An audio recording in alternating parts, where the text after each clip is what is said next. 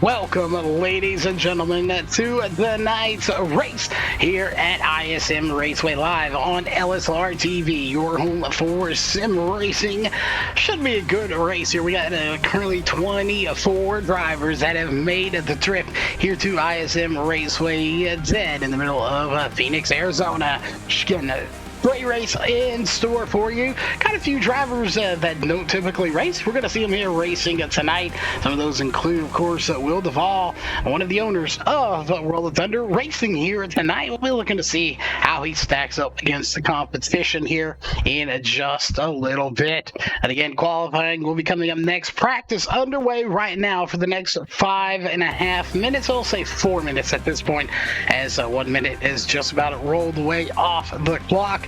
Again, let us know in social media. We are live on the World of Thunder YouTube or Facebook page, the LSR TV Facebook page, and the LSR TV YouTube channel. Let us know, social media chat somewhere. Let us know who you're rooting on for tonight's race. I believe it is 100 and something laps, if I recall. 156 laps is the distance here around ISM Raceway tonight.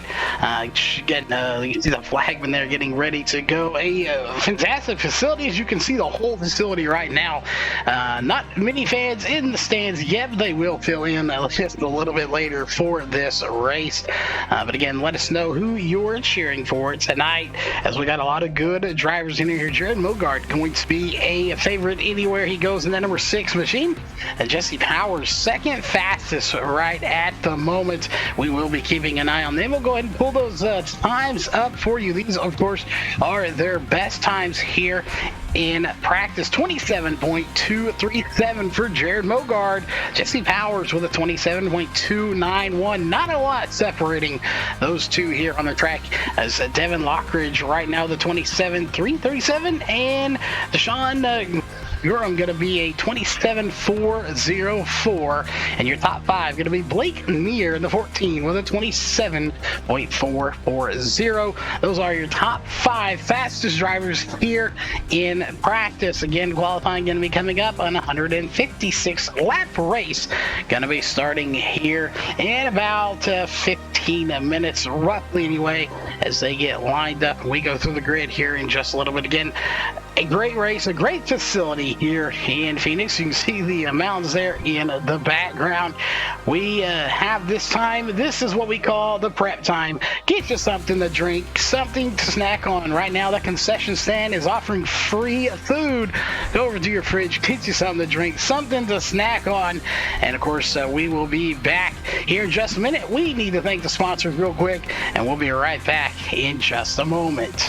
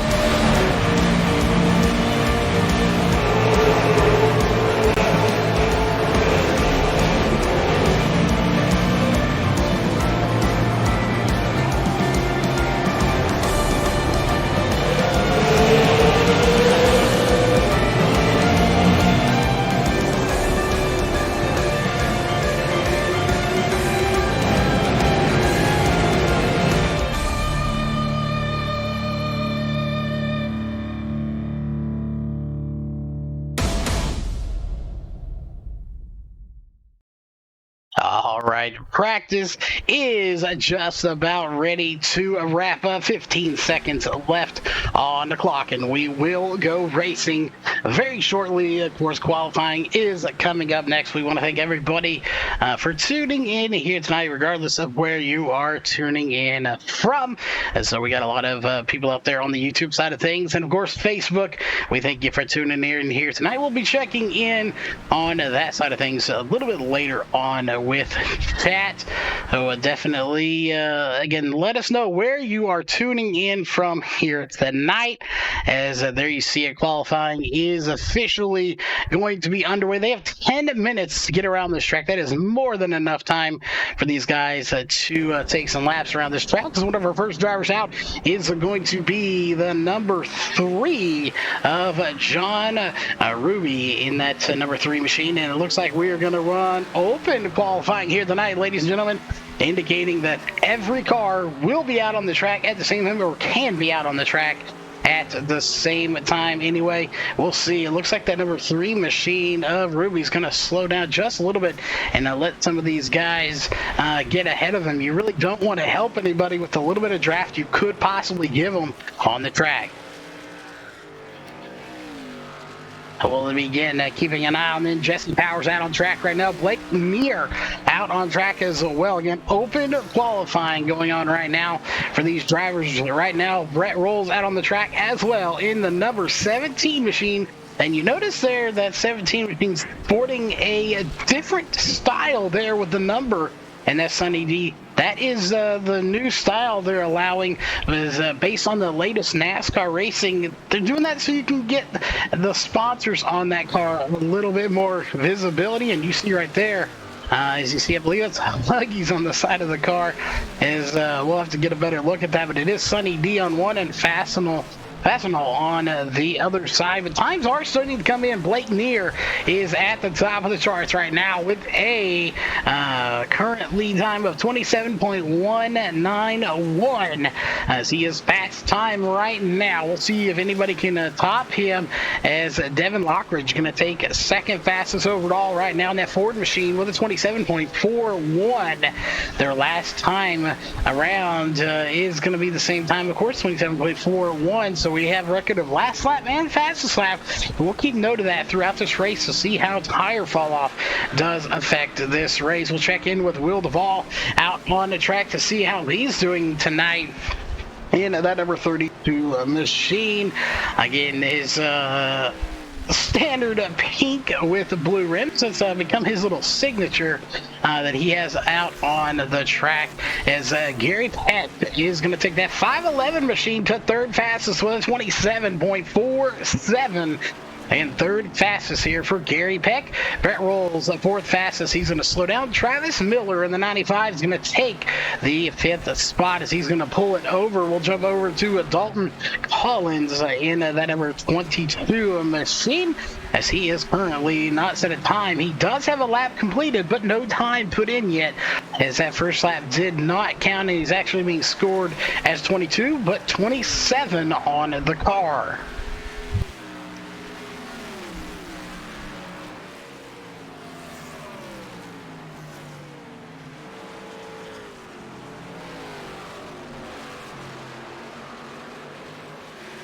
And again, let us know if you hear anything, if anything sounds a little off. We did a complete reset here on the main PC in the office in the studio here. So we're checking everything twice, like it's Christmas time around the studio, to make sure everything is in working order. We may have to adjust the car sounds just a little bit. We'll keep an eye on that and see if we need to. We may turn the sound down just a little bit.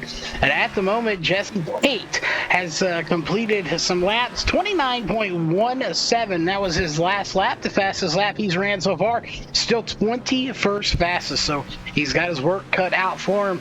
Ted Emmenizer right now, he is 17th fastest at the moment with a 28.36. He's going to go ahead and shut her down, as Brandon Bullock out on track right now in the number 21 machine. He's 18th fastest with a 29.21. Some of these drivers are going to have to pick up these times just a little bit if they want to get to the top as Mogart up there right now. There's Jared Mogart with a currently 27.35, just ahead of him. Well, it was Boyd Hogan, but he is going to drop down one spot. Jesse Powers going to jump to the second spot in his number 32 machine with a 27.31.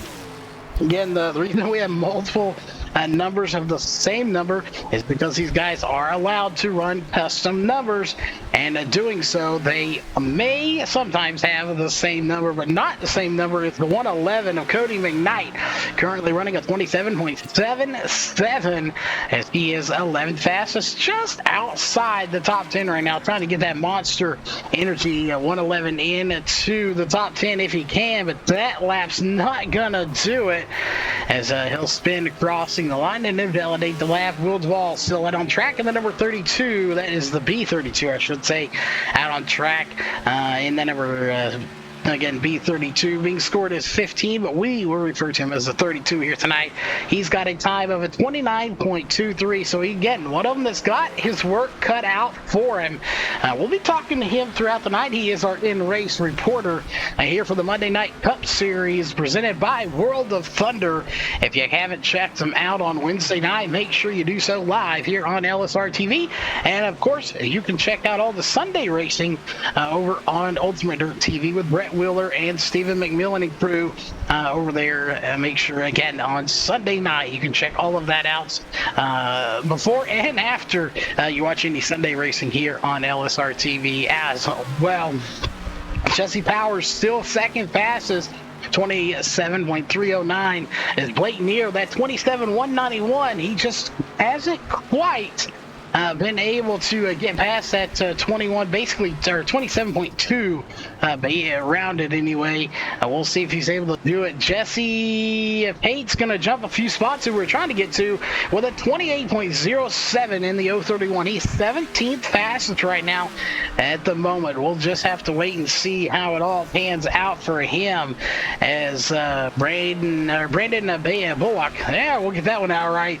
Is triple or double B there. We'll go by.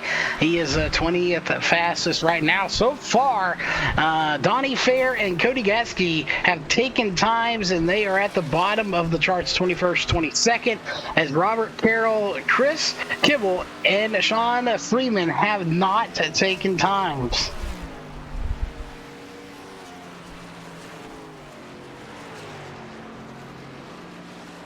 Times are coming in for most of the drivers. Again, 22 out of the 25 drivers have taken times here in qualifying, as Robert Carroll, Chris Kibble, and Sean Freeman have not taken times at this time. So we'll see if they come out onto the track at the moment. Jesse Powers still second. Blake Neer still the fastest, and he ran that 27.191, and he has shut it down since then and not come back out onto the track.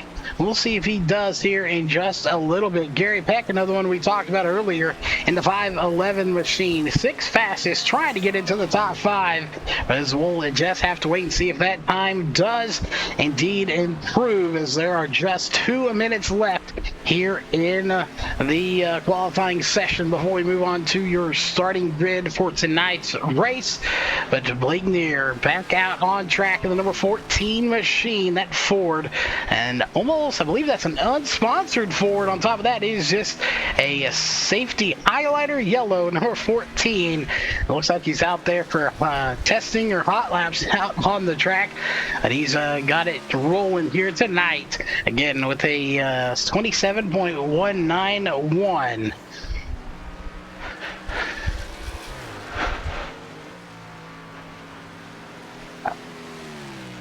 And I do believe we have our co-announcer has shown up. Live yet?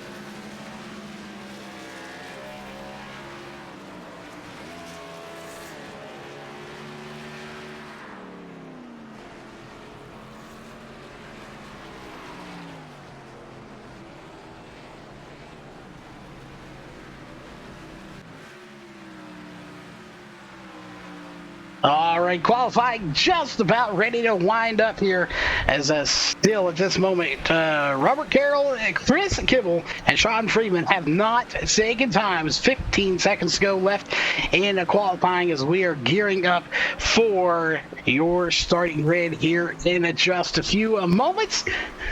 So we will get going to your grid here in about 10 seconds or so. So grab yourself a drink. We'll be right back.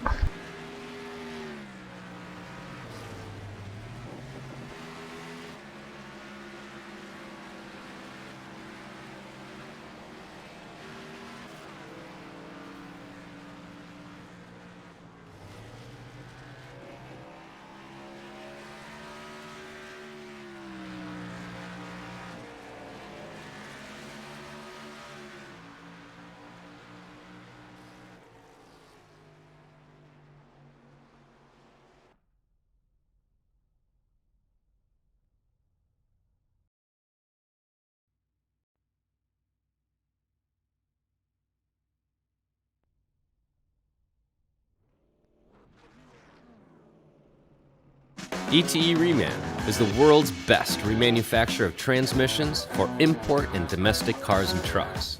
Based in Milwaukee, Wisconsin, our customers are repair shops, auto parts stores, dealerships, and distributors. And with 6 nationwide warehouses, we're where and when you need us. So when you're looking for a transmission that is like new, only better, instill confidence and install ETE Reman.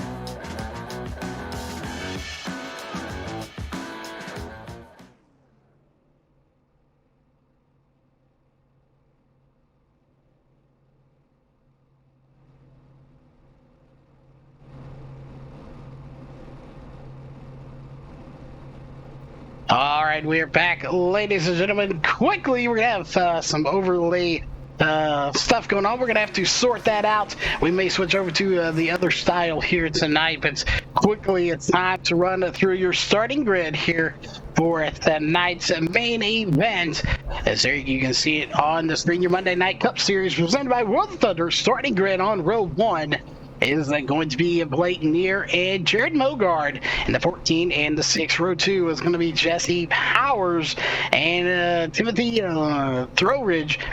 There's in row 2, and followed by Boyd Hogan and Dalton Collins. In row 3, Devin Lockridge and Gary Peck. In row 4, 9th and 10th is going to be Brett Rolls and Travis Miller, and Cody McKnight and Nick King rounding out your top 12. 13th and 14th going to be Jesse Pate and Ted Emmenizer, and 15th and 16th, sorry, going to be Deshaun Gorham and AJ. I'm just going to call them Double A here tonight until we get the correct pronunciation on that name. 17th and 18th going to be John Ruby and Will Duvall. Our in-race reporter for tonight, Brandon Bullock in the 21, and Eddie Holden going to be in 19th and 20th. 21st, 22nd going to be Donnie Fair and Cody Gratsky. And 23rd, 24th is going to be Robert Carroll and Sean Freeman. And it looks like a couple of these drivers not going to be making the call here tonight. That is going to be Robert Carroll, Sean Freeman, and Chris Kibble not going to be making the call here for tonight. Unfortunate. We'll see if those overlays are going to work, and they are not going to try to work for us. We'll get those overlays sorted out for you as soon as we can. And of course, get the other ones up on the screen at the first caution break. Until then, we'll just have to run through everything for you. But the green flag is out, and we are racing here for lap 1 of 156. Jared Mogart out front, leading the race, followed by Blake Neer right behind him. Jesse Powers just going to take 3rd place as they go 3 wide for 3rd place at the moment. Dalton Collins just behind them. Boyd Hogan taking it all the way to the bottom. And then number 96, Mercini, slides up, makes it 3 wide, and they stay racing, and we're clean and green all through lap number 1. In trouble, turn 4. One car spins in the back. Everybody quickly on the binders to miss him. What a way to come on the air, Cody. And caution one coming out as we take a quick look and see is Cody McKnight bringing out the caution. We'll see if he had any help in this tango, and he does. As right there you see the contact between the 111 and the 66. Caution number 1 is out here at ISM Raceway. Again, unfortunately coming out a little earlier than we wanted it to.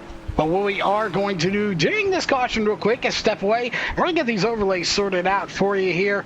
And we are probably going to end up using the newer style up at the top of the NASCAR ticker.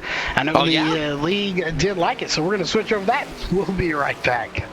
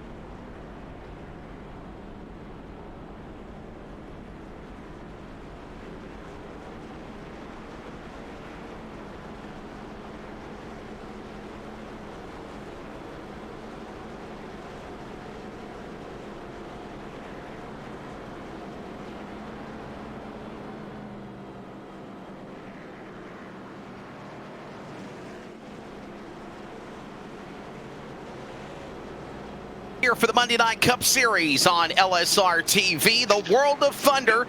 Apologize, I didn't get the memo. Starting a little bit earlier than usual. Wesley Outland, Charles Wooten, our in-race reporter is Will Duvall. Let's check in with him real quickly as he circles around the racetrack here at the opening laps of Phoenix. Caution coming out at the beginning of things on lap number 1.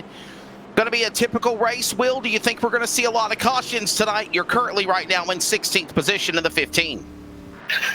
Yeah, we're probably, I mean, it's a rough track, and then with the open dog leg, a lot of people are diving down to the inside. And I know from experience, it makes the car real loose going across that. So I expect to see a few, but then as usual, I expect it to settle down again later, like it usually does. And can I also add as well, this is the old Phoenix. This is not the newly reconfigured Phoenix Raceway that we've seen in the last couple of years. So you got to try to drive this track differently as well. Well, this actually is the newest one that we have on iRacing with the open dogleg. But it is a little bit older than what we see, IRL. But when it comes to iRacing, this is the newest one that we have. All right, well, we'll let you get back to it. That's the B32 entry of BJ Duvall from West Virginia. He will be our in-race reporter. Charles, I think we might see a lot of cautions here tonight at Phoenix, but I also think we could also set ourselves in for a green flag run. The lights are off for the pace car.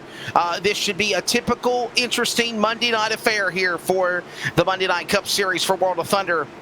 As the field comes off of turn number 4, ready for the pace car to drop onto the pit lane.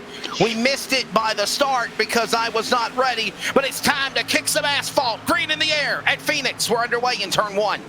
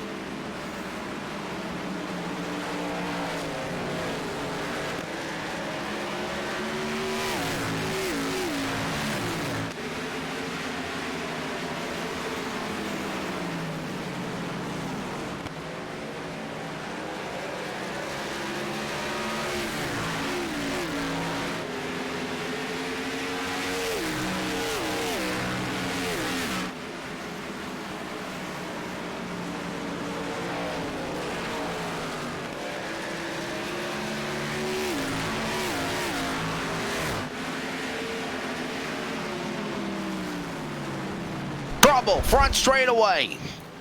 Car going around. Caution out. After about a good 4 or 5 lap green flag run, yellow flag is out on lap number 10. Let's take a look at the replay in the middle of our kicking the asphalt segment.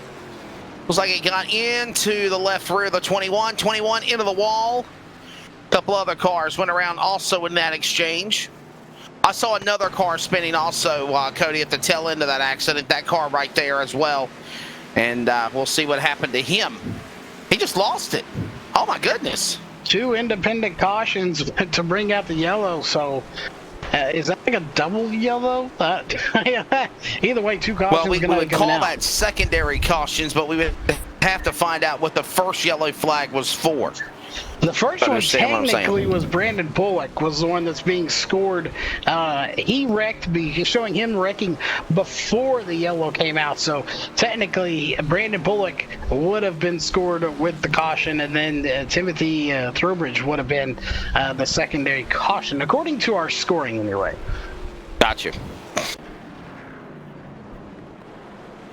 Your buddy Jared Mogart out front right now. He's pretty much led this entire race. Again, on lap 12. I was kind of hoping you were just making some stuff up there, Wesley, that we were going to have some cautions here. But, well, cautions are breeding cautions already here on lap 12. That's true. That's right. Oh, definitely not the way I was expecting it or hoping it would go, but seems to be the trend so far.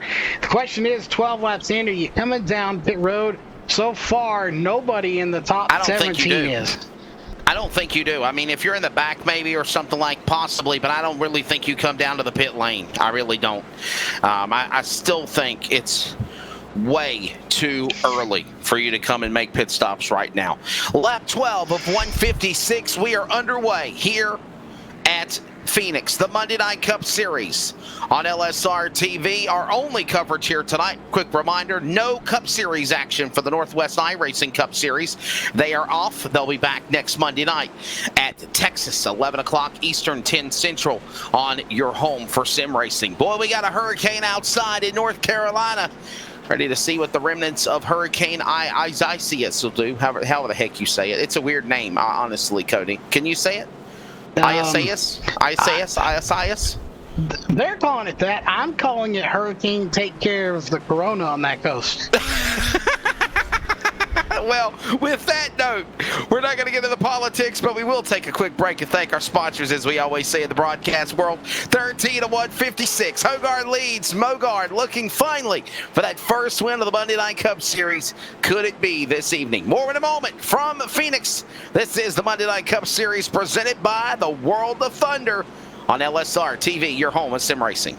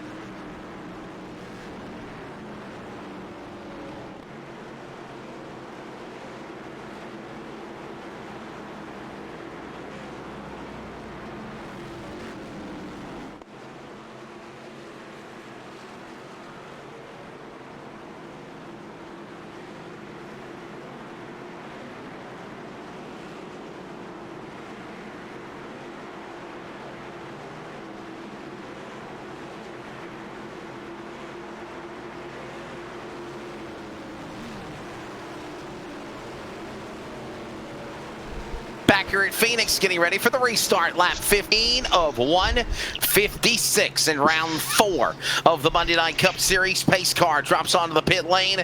Green flag getting ready to come back down the front straightaway. Green is back in the air. We are back underway. And on the jump, it's Mogart. Mogart, after 3 races of being a runner-up or more, looking for that first win of the Monday Night Cup Series. He's on the inside. Competition outside lane as they go to 3.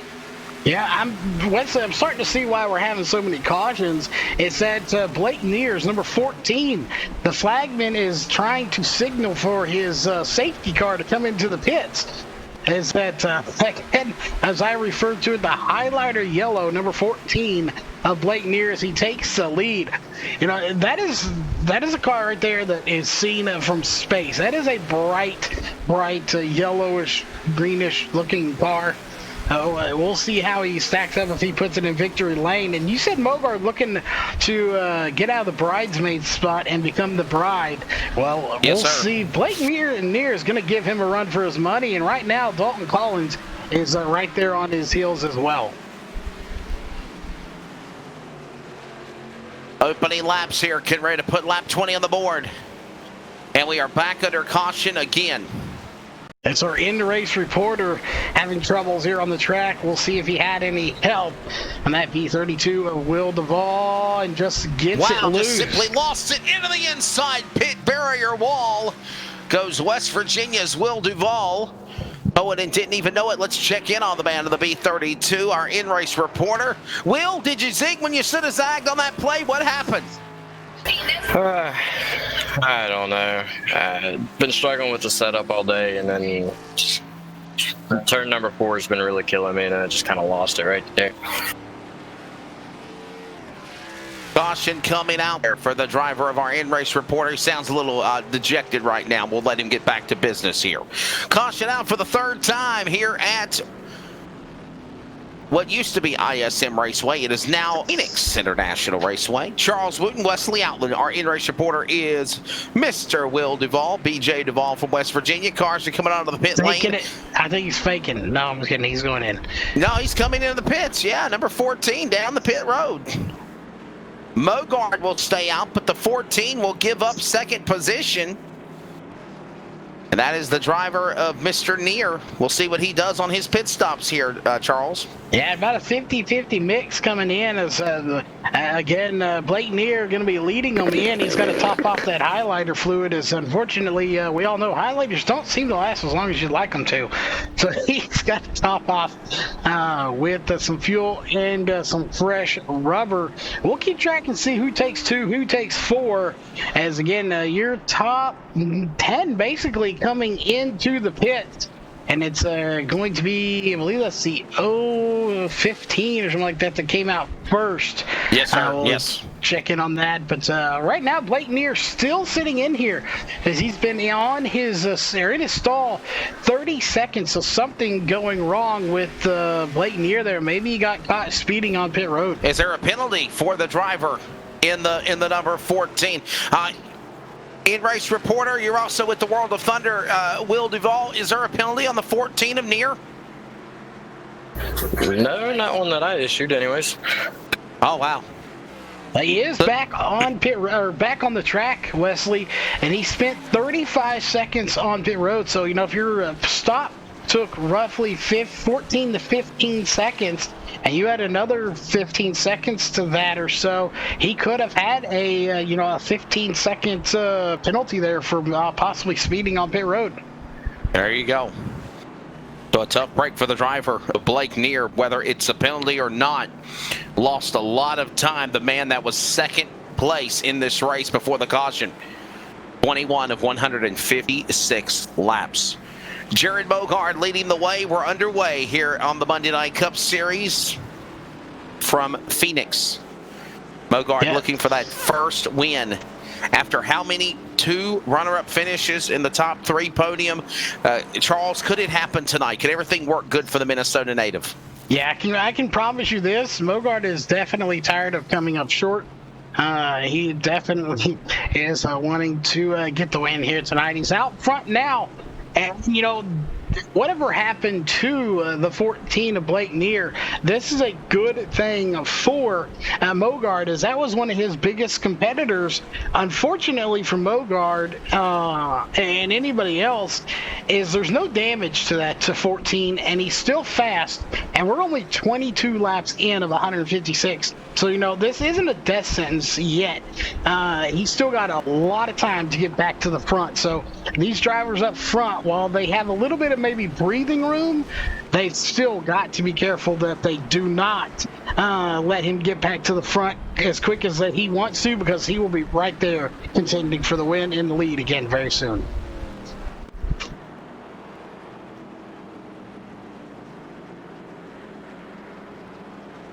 Mogart is the man leading the way, as we just reiterated on. He's so close to wanting to break through and win here on the series. We hope you're enjoying our coverage on this Monday night, the Monday Night Cup Series. The lights are off on the pace car. Lap 23 of 156 we're working on. They'll come back around for the restart.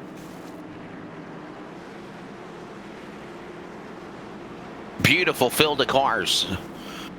Good field of cars here tonight as well. I want to say there's close to 27, 25 actually, that attempted to make this race. Here we go. With Mogart along on the inside. Collins on the outside. They're down the back straightaway. The lights are off of the pace car. Powers, Peck, and King, the top five. As here comes the pace car dropping down onto the pit lane. We'll be ready to come back for the restart here. Mogart ready to go inside the restart box. He's got a good jump on everyone else, and he is going on the inside as we go back to green here at Phoenix in turn one. What a restart for Mogart, Charles. Yeah, Mogart got a huge and good jump there. That's exactly what he needs to do. You got to get out away from these guys, unlike the super speedways where you don't necessarily want to do that. And, you know, the problem that we're going to see here tonight, I think, is going to be the dog leg, being that it's open. We've seen a lot of people getting down there and getting loose, spinning out. We'll see if they opt to go down there. So far, I haven't seen too many of them opting to go way down there. When you get too down there, it's coming back up onto the track that really hurts the car and upsets it. And so far, practice, they did it left and right. Here, they're not doing it too much. And again, this is the not recent today's Phoenix, if you will. This is kind of like today's, or the old version of the Phoenix Raceway. Down the straightaway, there's the start-finish line. Obviously, you know, Charles, they did a facelift to the racetrack. The back straightaway became the front straightaway, going right through this little dog leg here, if you will, off the back stretch. That became the new start-finish line right about here. And again, it's just not been re-updated yet for iRacing. Now, hopefully, they'll get on the whip and do something with that soon. Like this version of Phoenix, it's still the same racetrack, but when you're literally driving from a dog leg to a start-finish line to a straightaway to a start-finish line, you're going to race differently as well, and we're going to see that tonight. Yeah, you definitely will see it. As you can see this battle going on right now between Hogan. Whoa, we got cars hammering the outside wall. Wow. Wow. Going to involve AJ back there in the number 07 machine, and Devin Lockridge involved in it as well. So we take a quick look and see what happened. And it looks like somebody just shot up into the other car right there. Just didn't even turn. Well, they turned, but literally they went the wrong came direction. up on him. Actually, is what he did. He went up on him instead of came down on the bottom and hooked him. There we'll see from the blimp view. And right there, I don't think maybe he didn't realize he was clear. Spotter didn't tell him he was clear, or told him he was clear when he wasn't. And it looked like Wesley, he was kind of drifting up to kind of set himself up for the corner. And unfortunately, just right into the 07. So you got the 017 and the 07 bringing out, I believe, what is the third caution of the night? No, this is the fourth yellow flag, actually. Fourth caution out, lap 29 underway right now. It's unfortunate the cautions are breeding the cautions here tonight. And also, Wesley, to point out, so we talked about this a little bit earlier in the pre-show, is only 25 drivers. We're roughly about 8 to 10 drivers short of what we had last week. Yeah, what do we have, like 35, 37 drivers last week, I think, for that race the famous number of Will Duvall, the 32 was the number we had last week, and 25 this week. Okay, well, it's not that bad. I mean, it's still a decent number, but yeah, definitely not 30-plus cars. We tore a lot of cars up last week as well at Charlotte. What an attrition event that was. Yeah, definitely. We had some sheet metal going out to the kids in the pits last week. Hopefully, we don't see that again here this week. But it is unfortunate when it happens. Right now, we're under caution once again. So it's just one of those things that does happen. It's kind of ironic there. We're looking at Mogart in front. It says dirt on the hood. Well, this is not dirt, Wesley. Mogart is a dirt guy, though. He runs on dirt a lot. That's how I've had the relationship with Jared Mogart in years past, many, many years ago, actually. The native out of Minnesota. He loves the dirt racing. Just like our in-race reporter, Will Duvall. Will, you like dirt racing. What made you decide to get involved in pavement, and you're slowly starting to get out of your struggle here from your earlier caution? Well, what made me get involved with asphalt was the fact that this was one of the only free times that I have during the week. I've kind of run out of time to race. I don't get to race very often, so just so I can have another race, I decided to race asphalt here with these guys. What is the comparisons to dirt and the differences of dirt? I couldn't hear you there. You have to say it again. What is the similarities to racing dirt on pavement, or dirt to pavement, and then the differences of racing dirt to pavement? It's a massive difference. It's like night and day. Dirt for me is so much more comfortable. I'm so used to turning right around the turns, and then I get out here on asphalt, and I have to keep the car flat. I have to keep the car straight, and it's just a night and day difference, and I'm not real used to it. I have to readjust everything I know about racing. Cody, you got anything for him? I mean, you run dirt, you run pavement. What's your thoughts of it, Charles? Well, to be honest, I haven't touched racing in quite some time. I definitely think both of them, would get flack if we said dirt was more of a challenge. Personally, I think dirt is more of a challenge just because, you turn right to go left. The whole mindset of dirt racing is totally different than asphalt. You have the big debate, Wesley. People say, well, dirt racing is more of a challenge. It wears you out more. I don't think that's true, just because you look at dirt racing, Wesley, you are physically worn out from going left or turning right to go left, and the track's rough and you're bumping around, but you only do 30, 40 laps in big events usually. Sometimes, way more. Whereas you're turning left only in NASCAR, but you're running 150 plus laps. So I really think they both, equal each other out in as far as endurance wise. Well, let's just be nice as we get ready to come back for the restart. And let's just use the analogy of you and your world of RC cars. Is it more fun running an RC car on dirt or on pavement?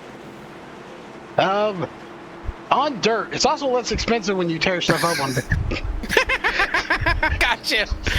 Very well noted. Ready for the field to make their way back into the restart zone. Lap 32 of 156. Hurricane Monday night in the Carolinas. Sunny hot day in Texas for my other colleague Charles Wooten. Green flag back in the air, and we're back underway here. Mogart again on the restart. Gone. Checking out. 3-car lengths, some more on the green off the back straightaway. Yeah, he is checked out, and right now Nick King is the closest one to him, trying to make something happen in the number 37 machine. Your top three, you can see right there, they've got a little bit of a gap right there. You can really see Mogart where he is kind of checked out. But look back here as we got, I believe that's Will Duvall, possibly. It is going for another spin, but this time there it is, a caution out as Will Duvall, the B32, goes yet again around, and this time he's managed to mess up the LSR TV logo as well. Oh, man. I'm not even going to try to talk to him this time. I'll see right there, same spot, turn 4, coming out of the turn, and luckily having the skill to keep it down on the track. Almost rolls back up, but does keep it out. About lost it the last time. Yeah, so he keeps it out of everybody else, though. So a good piece of driving right there to avoid hitting anybody else on the track. Wesley, we are nearing here in the next 20 laps or so. We will be at 100 to go, and unfortunately, we have spent a good chunk of this race under yellow. Last week, we were racing up against the time limit.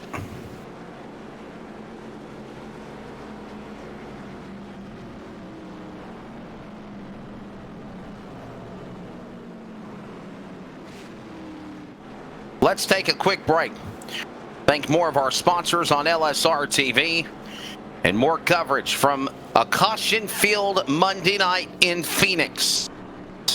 When we return, as Jared Mogart's on the quest to finally be a winner on the Monday Night Cup Series.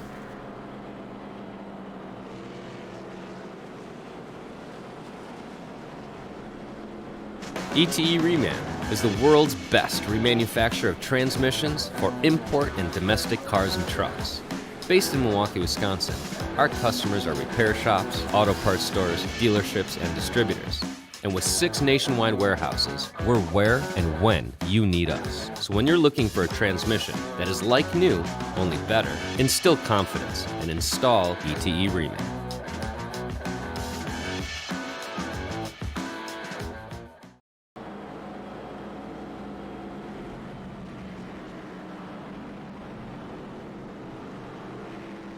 Here at Phoenix, caution out again, closing in on 120 laps to go. Let's go back to our in-race reporter of Will Duvall. Will, man, having some bad luck on the front straightaway. Are you having transmission issues? Do we need to get you one from ETE Reman? Nah, turn 4 is just eating me alive. I'm doing all I can to hold out on taking that one quick repair that we have here tonight. Turn 4 is just eating me alive. Like I said, I had issues with it in practice and thought I had it figured out, and come out here and track temperature or something's different. It's just eating me up. A little shameless plug, if you will, Charles, for ETE Remanufacturing. We're glad to have them as a part of our sponsorship coverage on LSR TV.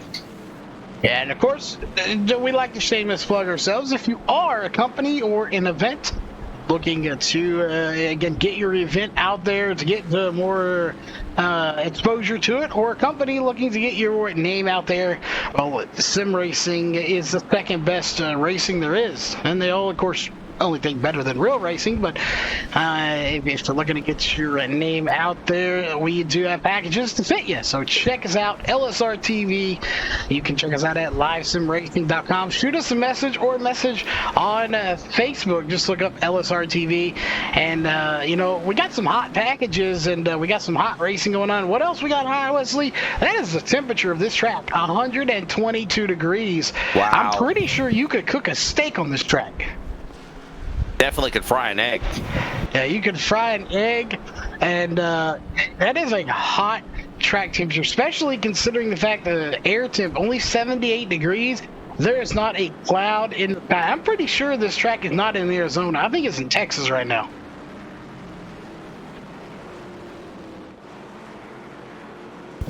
That is hot. Track temperature almost 120 plus degrees. Temperature outside is 78. Got to remember, the track temperature with all the rubber being put down, virtual reality, is so much different than what the ambient outside temperature is. And that 3 mile per hour wind blowing around ain't nothing. Yeah, and that's the thing too, is for anyone that's not familiar with iRacing, pretty much all of our fans, I think, at this point are. But if you're not familiar with iRacing, possibly, you're wanting to get into it or whatever, you can check them out at iRacing.com. But all of these tracks are laser scanned, and they have active tire models, and they actually lay down rubber on this track, and it does affect the heat of the track.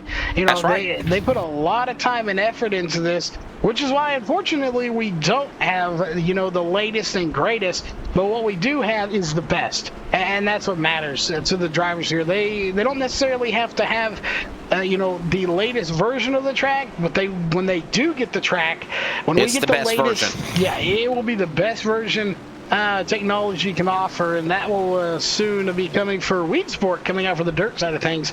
We'll talk about that a little bit more and just a little bit during caution. But what the have is the green flag coming out one more time. It's going to be Mogart taking him to the green. He holds him up a little bit, and then he hits the gas, and he takes off.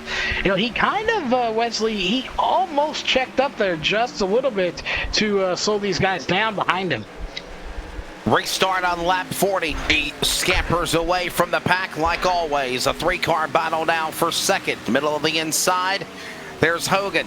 Hogan, winner at Charlotte last week, or should I say, after a wild field caution flag race, the first 100 laps.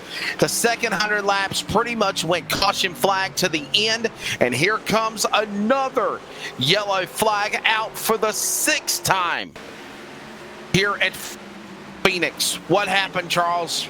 And checking out here to see what happened. We don't see anybody being scored as a red tag, as we call them, and that is signaling a loss of control or a crash.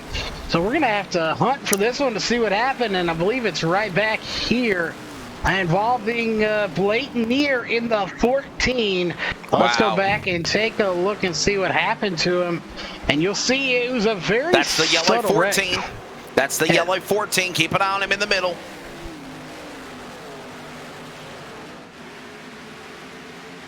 Did anybody get into him? I don't know. Right there. Wow, just that little bit of contact caused the caution to come out. Wow. Unless we're missing something, that did indeed happen. At that point, you see on the wall, lights are on right there on the wheel and sign. The yellow is on. So right as that happened, the caution did come out. So very little contact there. Right in the mix of things brings out the caution. And it wouldn't probably in real life too, because after that wheel hop there, Wesley, debris would have been on the track. So unfortunate for Blake Neer, as this time we know why he's on pit road. What a tough break there for Blake Neer. The 14 wheel hopped off another car. Yellow flag out for the 6th time in 42 laps. You do the math. In 42 laps, there has been more laps ran under caution than under the green flag conditions. Near on the pit lane, couple other cars on pit road for service. They're all running down Jared Mogart as they cross the start-finish line. 43 laps in. Mentioned Weed Sport coming soon to iRacing. Also, the big block modified Super Dirt Car Series model is coming. In addition to that, they're also working on the new Daytona road course. That'll be coming up in 2 weeks at the World Center of Racing. For the first time, the Cup Series will race on the road course, and that's the same course that you see the IMSA cars run, and the WeatherTech Series, and the Rolex 24 Hours at Daytona. Everybody looking forward to that. I'm looking forward for that. I believe, honestly, not trying to get off track here for the Monday Night Cup Series, but staying on the Cup Series program. Charles, I believe that's going to be must-see TV. It's something new at Daytona, never been done before, and there's going to be the hype behind it, just like what was the Roval at Charlotte 2 years ago. Yeah, we're not allowed to say Roval. I'm just saying that Kathy will get mad at us for that. But A big shout out to Aunt Kathy, who always tunes in to the race. Not my aunt, but she's Aunt Kathy. That's all we know her as. Just know she's Aunt Kathy. Yeah, she's Aunt Kathy to everybody. So if you're watching or listening or however you're watching, it's your Aunt Kathy. So get over it. But anyway, yeah, a road course at Daytona should be very interesting to watch indeed. Mogart, though, get back to him real quick. He has just been, I want to say he's the class of the field right now, and he very well may be now that Blake Neer has had to come in and get some damage repaired. But really, Wesley, can you call someone right now, the class of the field, or do we really need to get some green flag racing under our belts before we can, classify someone as really being a standout class of the field driver here tonight? I don't know. That sounds pretty interesting for sure. So we'll have to definitely see who will be the pick of the litter here tonight for the Monday Night Cup Series presented by the World of Thunder. Mogart is looking for that first win of the series. However, Hogan behind him, dominating performance at Charlotte in the 96. I was reiterating on that before the caution flag fell just a moment ago on the wheel hop on the 14 car. Could we see Hogan go 2 in a row? We very well could. Some of these drivers are just, natural born talent. So we'll just have to, wait and see if he can do it.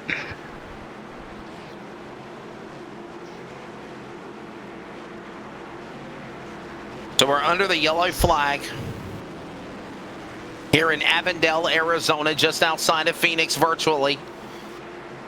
For the Monday Night Cup Series. The caution lights are off on the pace car. We're going to get ready for the restart here. Lap 45 of 156. More cautions in this race in the first 45 laps at 7 than we have had in green flag runs. But I got a feeling we're going to see this transition continue, Cody. And then from there, it will become a long green flag run, kind of like what we saw at Charlotte. Green back out, Mogart on the jump on the inside. He's got help from Collins on the bottom, but Hogan has a run to the outside lane, looking for the lead on the outside off 2. Dives to the inside and closes him off in the corner. Yeah, that is almost a dive bomb if I've ever seen one. We'll see. He goes all the way to the bottom. Mogart still holding them off, but that battle for the lead is huge right now between Hogan and Mogart. They are right now separated by 0.1. And, quite frankly, it's barely even that. As Mogart, he's got the checkered on the top of the car. Maybe that's his little way of indicating he wants to put that in victory lane, as he has got his hands full with Hogan right now. Collins back there a little bit. Nick King not too far behind. He's in this mix to an extent, but he's not right there with the top 3. You're home for sim racing, closing in on lap 50 and a few more laps. And there's Mogart leading the way off the bottom of the racetrack. Hogan there in second spot. Look at all these drivers fighting, clawing their way. There's the ticker on the upper top of your screen showing the rundown. Look at Hogan, his Chevrolet inside and outside. Little bumper there. Ain't gonna hurt nobody. Collins right there licking his chops to the outside. He'll find a run. He'll shut the door. Hogan will as they go to 1.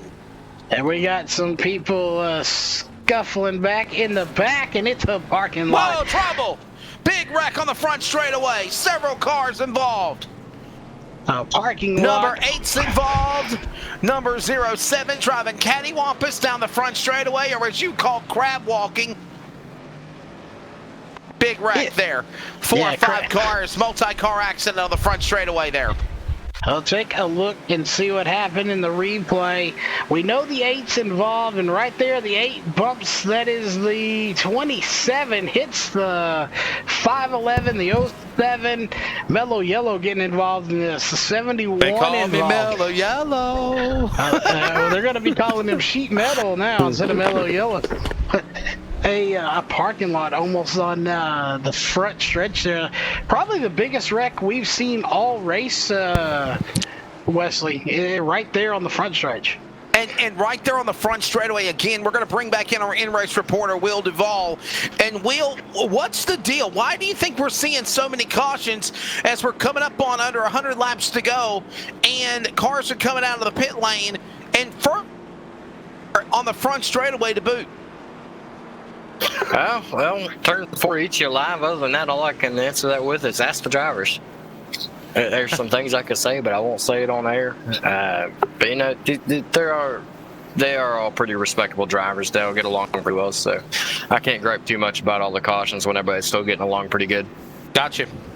All right, so there you go. Definitely go get it and make things fixed for that number. B32, West Virginia, Will Duvall. By the way, I'll see you up in West Virginia this weekend, Ohio Valley and I-77, announcing broadcasts for Speed 51 up there for Fast Track. You want some tickets, you let me know, West Virginia. You got some tickets on me to come to the races. Oh, heck yeah. Thank you, man. Yes, sir. Definitely. Looking forward to visiting everybody in the Mid-Ohio Valley, and I'm going to make a stop by the slop shop again as well. I don't know what the slop shop is, but that sounds like something we should not be talking about. Do I know? That sounds like something we shouldn't have on air. Oh, slap. No, it's food. Come on now. It's food. Now, I'm assuming Sloppy Joe's, but the only thing I can think of. No, slop shop is like it's actually called the Broadway Sandwich Shop. Will, have you ever been there before? In Parkersburg? Huh? You asked me? Yeah, you ever been there before? You hungry? You're ignoring me. Been where? I'm sorry. I got multiple things going on. To the Broadway Sandwich Shop in Parkersburg. Have you ever been there? They call it the slop shop. I don't think you can go to West Virginia and not go to the slop shop.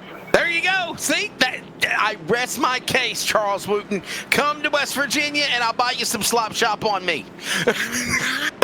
Well, I will go to West Virginia when I'm almost home someday. Oh, wow. But anyway, that was a reference to song. Yes. 52 of 156. We're closing in on the 100. You're a big John Denver fan, aren't you? I like Denver. What can I say? But before I start coughing here,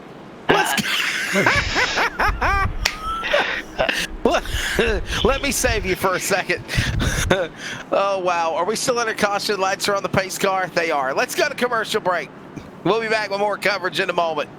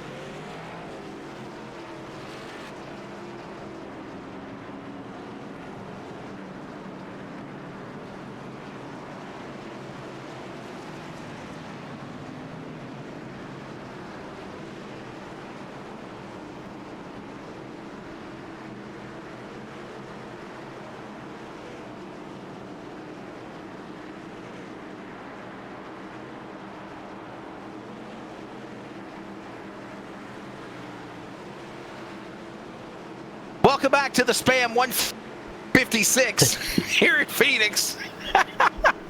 I'm sorry, Cody, I had to. Getting ready for the restart and the final 100 laps. It has been a sizzler for sure here in hot Phoenix virtually. Red flags, caution flag fiesta, if you will. No party for these drivers as now they'll settle in for the final 100 laps. The pace car gets ready to drop onto the pit lane. 100 laps to go officially here. That has been plagued with more cautions than green flag racing. They're off into turn one. Will we finally see a long green flag stretch, Charles, with 100 to go? They're on the back straightaway with Mogart out in front. Unfortunately, Mogart's not out in front. It's, no, my apologies, Trouble, look out! Bottom, one car to the wall! That is Nick King, as he is hit the wall, caution. slowed down, and he's off the track. Like you said, no caution, as Collins still leading this race. But look who's behind him. That is Blake Neer in that number 14 machine. He is back in second, and he is trying to get back to the lead where he started after all the troubles he's had here tonight. What a run for Blake Neer. And my apologies. Here comes Mogart, battling alongside with Ruby for that spot in third, trying to get to the podium. Neer closing in on Collins. Cross the line, 99 laps to go. They're back to turn one with the man out in front of Collins leading for the first time here at Phoenix. Yeah, we've had, 3 different leaders here tonight. Blake Neer, Dalton Collins, and Jared Mogart are your 3 leaders of the race. And they're all 3 in the top 3 right now, Wesley, running right now in order. Collins, Neer, and Mogart. So you can say Collins is Neer, Mogart. You know, you just read it as a sentence.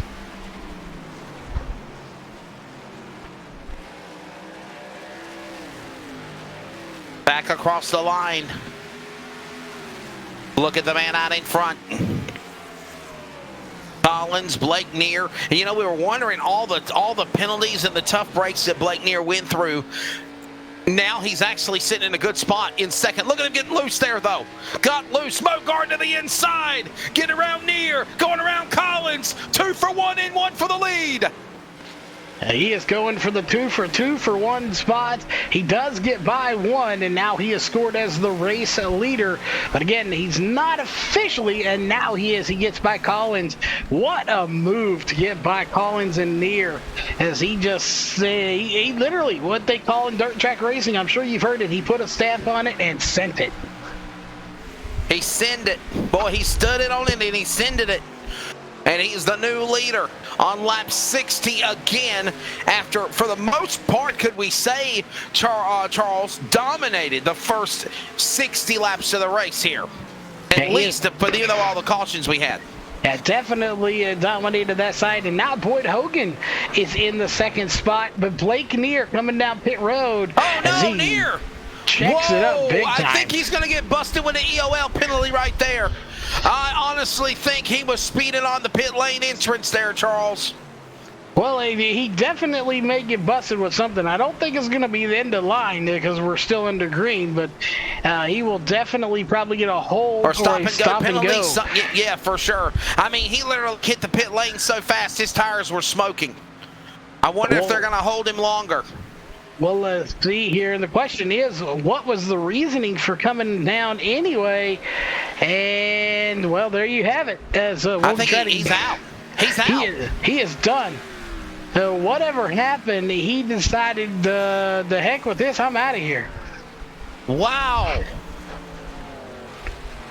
Will Duvall, racer, also official with the World of Thunder, and amongst all the other things, is our in-race reporter. Will, are you hearing anything about why Blake Neer bounced in the 14 and he's out? Yeah, I honestly have no idea. I haven't heard him get up, say anything. Haven't heard anything from his crew chief or nothing. I honestly couldn't tell you. No, he's been up and down. It was started up in the front and came back to the back. I raced alongside him for a lap or 2 earlier, and all of a sudden he's out of the race. I don't know what's going on. And he got back up to the front, might I add, Will, before he pulled in on the pit lane. He was battling for the lead in the top 3. Yeah, I really couldn't tell you. It seems a little out of character to me, especially as fast as this. Whoa, one car going up and over, flipping through the air. Into the wall in turn number 3 and 4. Caution out again. John Ruby going for a ride. Let's go back and take a look, and then we'll shed some light possibly on the other incident we were talking about. And right in here, I thought there was a little bit of contact, but right there this was 1 the and contact. 2.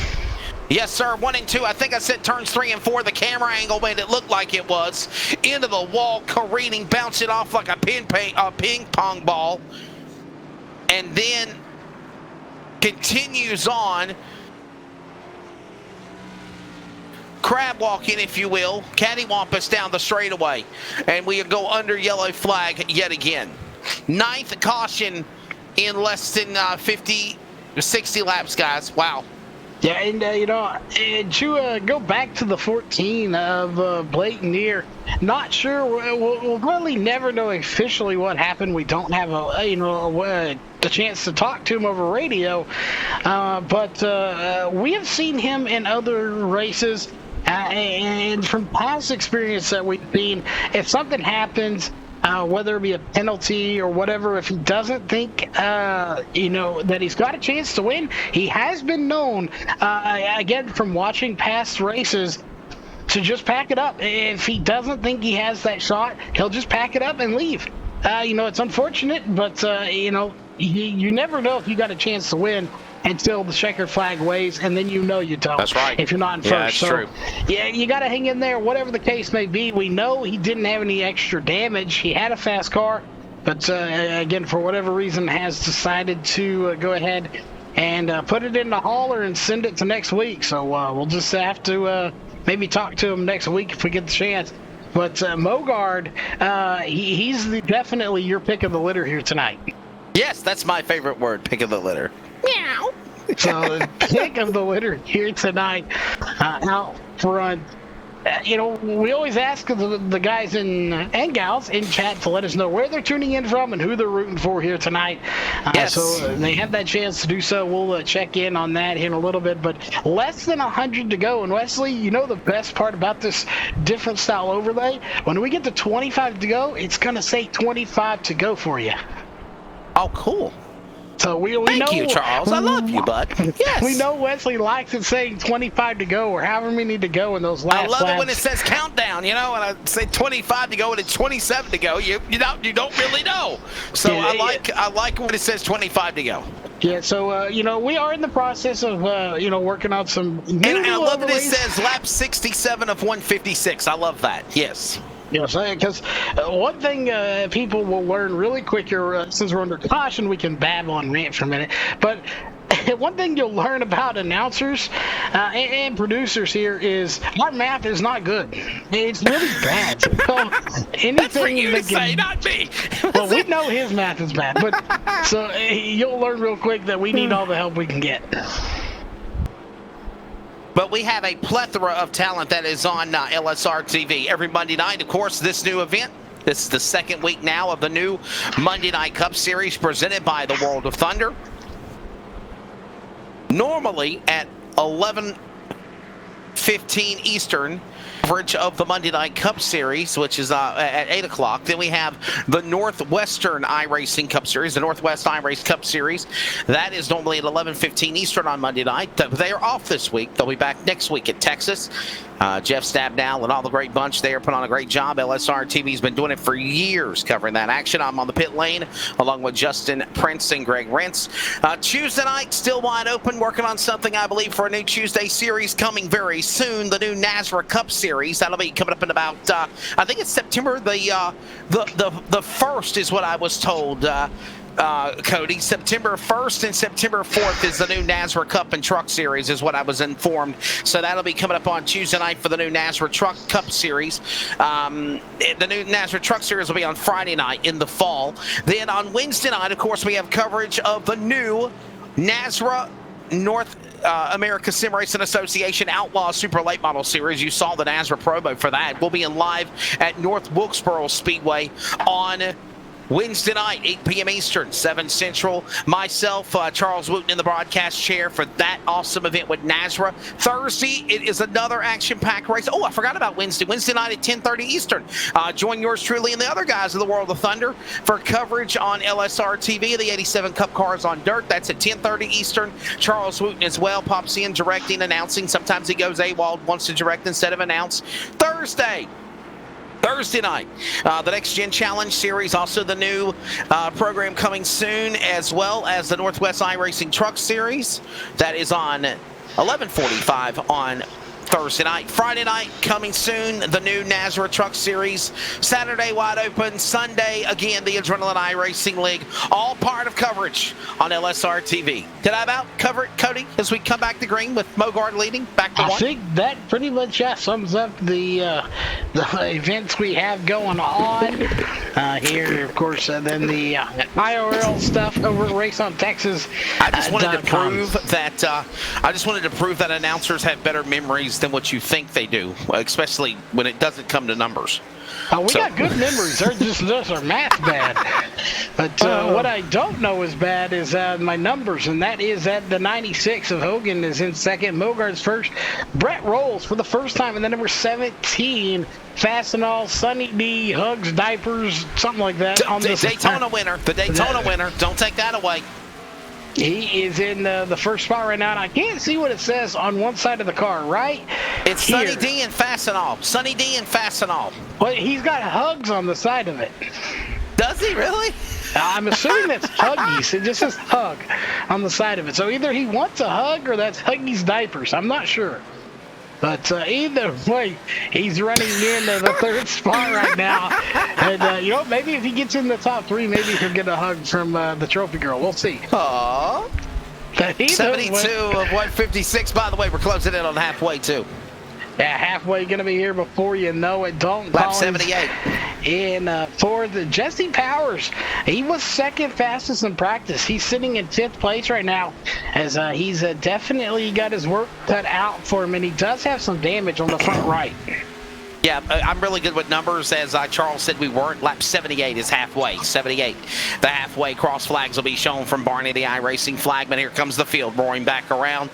The Monday Night Cup Series, World of Thunder. I think it's really cool, and I even said this talking to Joe Panino and Steve McMillian and BJ Duvall, who's our in-race reporter, and all the folks, Mr. Sizemore, that are involved in what they do with the World of Thunder program. I think this is a great idea to do pavement racing, to draw new pavement guys to dirt and get some of the dirt guys to run pavement. Because there used to be this whole, mesh of, well, I'm not running dirt. Well, I'm not running pavement. I like dirt. Dirt where it's at. Well, I don't like dirt. I like pavement better. Now you've got a mesh of everybody coming together, and I love the camaraderie, and I think this is going to be something really big for the Monday Night Cup Series. It's going to expand and get even bigger and grow bigger, and I'm glad that it's on LSR TV as well, as Hogan goes back to the lead at 96.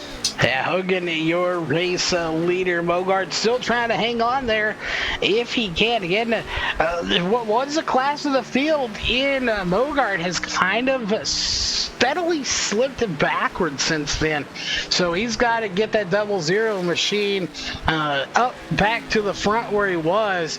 He is where he started, though, Wesley. He hasn't really gained or lost from the start of the race. We obviously know he's lost at least one spot.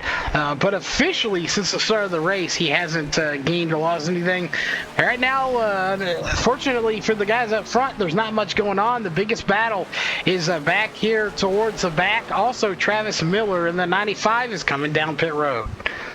Miller onto the pit lane of the 95 machine. Unscheduled pit stop coming up on halfway here. Next time around in a couple of laps, as we see that driver make his way all the way to pit stall number 4 for service. Here comes the pack coming across the line. You're going to see him fly by. Here they come. He's out. Look at this. Look. Don't change the camera. Look at that. Meow, meow, meow, meow. And we have to change the camera now because he's out of the race. Oh, no. He's out of the race, and we're halfway. Let's kick some asphalt for you again as we get ready for the second half of the World of Thunder Cup on Monday night, Phoenix.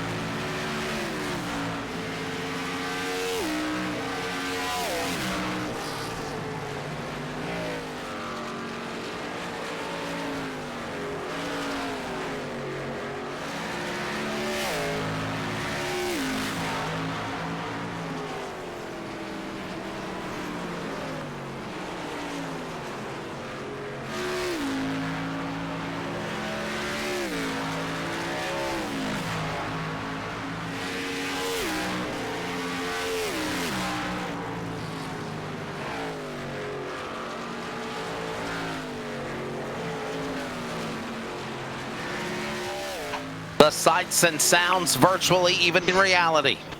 Here are the Monday Night Cup Series. Our in-race reporter, Will Duvall, Charles Wooten, Wesley Outland. It is on LSR TV. We are set for the second half. Mogart sitting there in the number 1 second position again. And guess who's leading the way? Winner last week at Charlotte in round number 3 of that wild 300-miler. Hogan looking to try to go 2 in a row on the Monday Night Cup Series and be the first 2-time and repeat winner. Could it be tonight at Phoenix, Charles? It very well could be. Again, it's unfortunate for Mogart, as he really, I thought, had a shot earlier in this race and has kind of unfortunately faded a little bit as the 510 decides that the wall's a better race. Wait, your leader spins out the 27. The leader? Wow, that's Collins. Good news, he didn't hit the wall. Definitely practice social distancing for sure. Look out, though, buddy. Watch out. Oh, oh. And unfortunately, he is going to drop like a rock. Of course, he was going to anyway. Good news for him is he can only go as far back as about 14th spot. So he can't go. And, of course, no real need to go back and watch, but we will anyway just to see what happened here in the caution. What's disappointing, though, is he was in the top 3. I mean, he was doing really good. Yeah, he was your race leader at the time, and right there, oh, he does get clipped a little bit. Oh, no. I mean, obviously no fault to the 510. He had nowhere to go. As Collins was just right in front of him. That's good news if you're Hogan and Mogart. That's even really good news for him, because now that is the leader that was out of this race that was giving him a run for his money and ahead of him for the last couple of laps. Now, once again, Mogart feeling possibly pretty good. Caution out again just after halfway. And Will Duvall checking in on him. I think he's going to come to the pit lane for service. What's your take of the first half of the race, and what are we going to see in the home stretch of the second? Well, for a moment there, I thought we were going to be able to go green for the remainder of the race, but once again, it looked like turn 4 just bit somebody. So we got a yellow, which is it's good for me, helps me out a lot, and I'm looking forward to a good race from here on out. Everybody seems to start spreading out, give each other room. Why has turn 4 been such a trouble here tonight? You know, if I'm honest with you, I have no idea. The first time I ever got a look at this track was about 2 hours before this race. I turned about 50 laps on it. So I really haven't had time to study or anything like that. I don't know what it is up with turn 4, but man, it bites hard. But amongst all your problems, you're still in the top 10. Yeah, I was before I pitted. I don't see where I'm at when I come out. I think you just cycled back around the 9th is what scoring shows you, so get him. We'll check in with you in a bit. Will Duvall from West Virginia, our in-race reporter. Here, other drivers onto the pit lane. You know, Wesley, we like to be as serious as we can, but every once in a while you got to throw a joke out there. You know, one thing that I think would probably help these drivers just a little bit in turn 4? What turn 4? Whatever turn it is, but you know where they're having problems? I really think some super glue would probably help them. Oh my goodness, here we go. Him with super glue, people. And for the record, no, I don't. Well, the truth is, everybody, is Charles got a hold of super glue for himself, and he accidentally decided to practice social distancing on his fingers, and he super glued his hands together in the middle of a race broadcast, and he couldn't run the control board. I did manage to get him apart and still run it, but that hurt though, didn't it? Give us the sound effects. What did that sound like? Surprisingly enough, if you get it off soon enough, it doesn't really hurt. Then you just have like glue on your fingers, but it's definitely not Elmer's glue. I'll tell you that. This is going downhill in a hurry. Let's thank some sponsors. Coming up this Wednesday night, Nazra in the Outlaw Super Late Model Series. Here's more details about it. It'll be live 8 p.m. Eastern, 7 Central on LSR TV, as well as on the Community Radio Network for CRN Sports.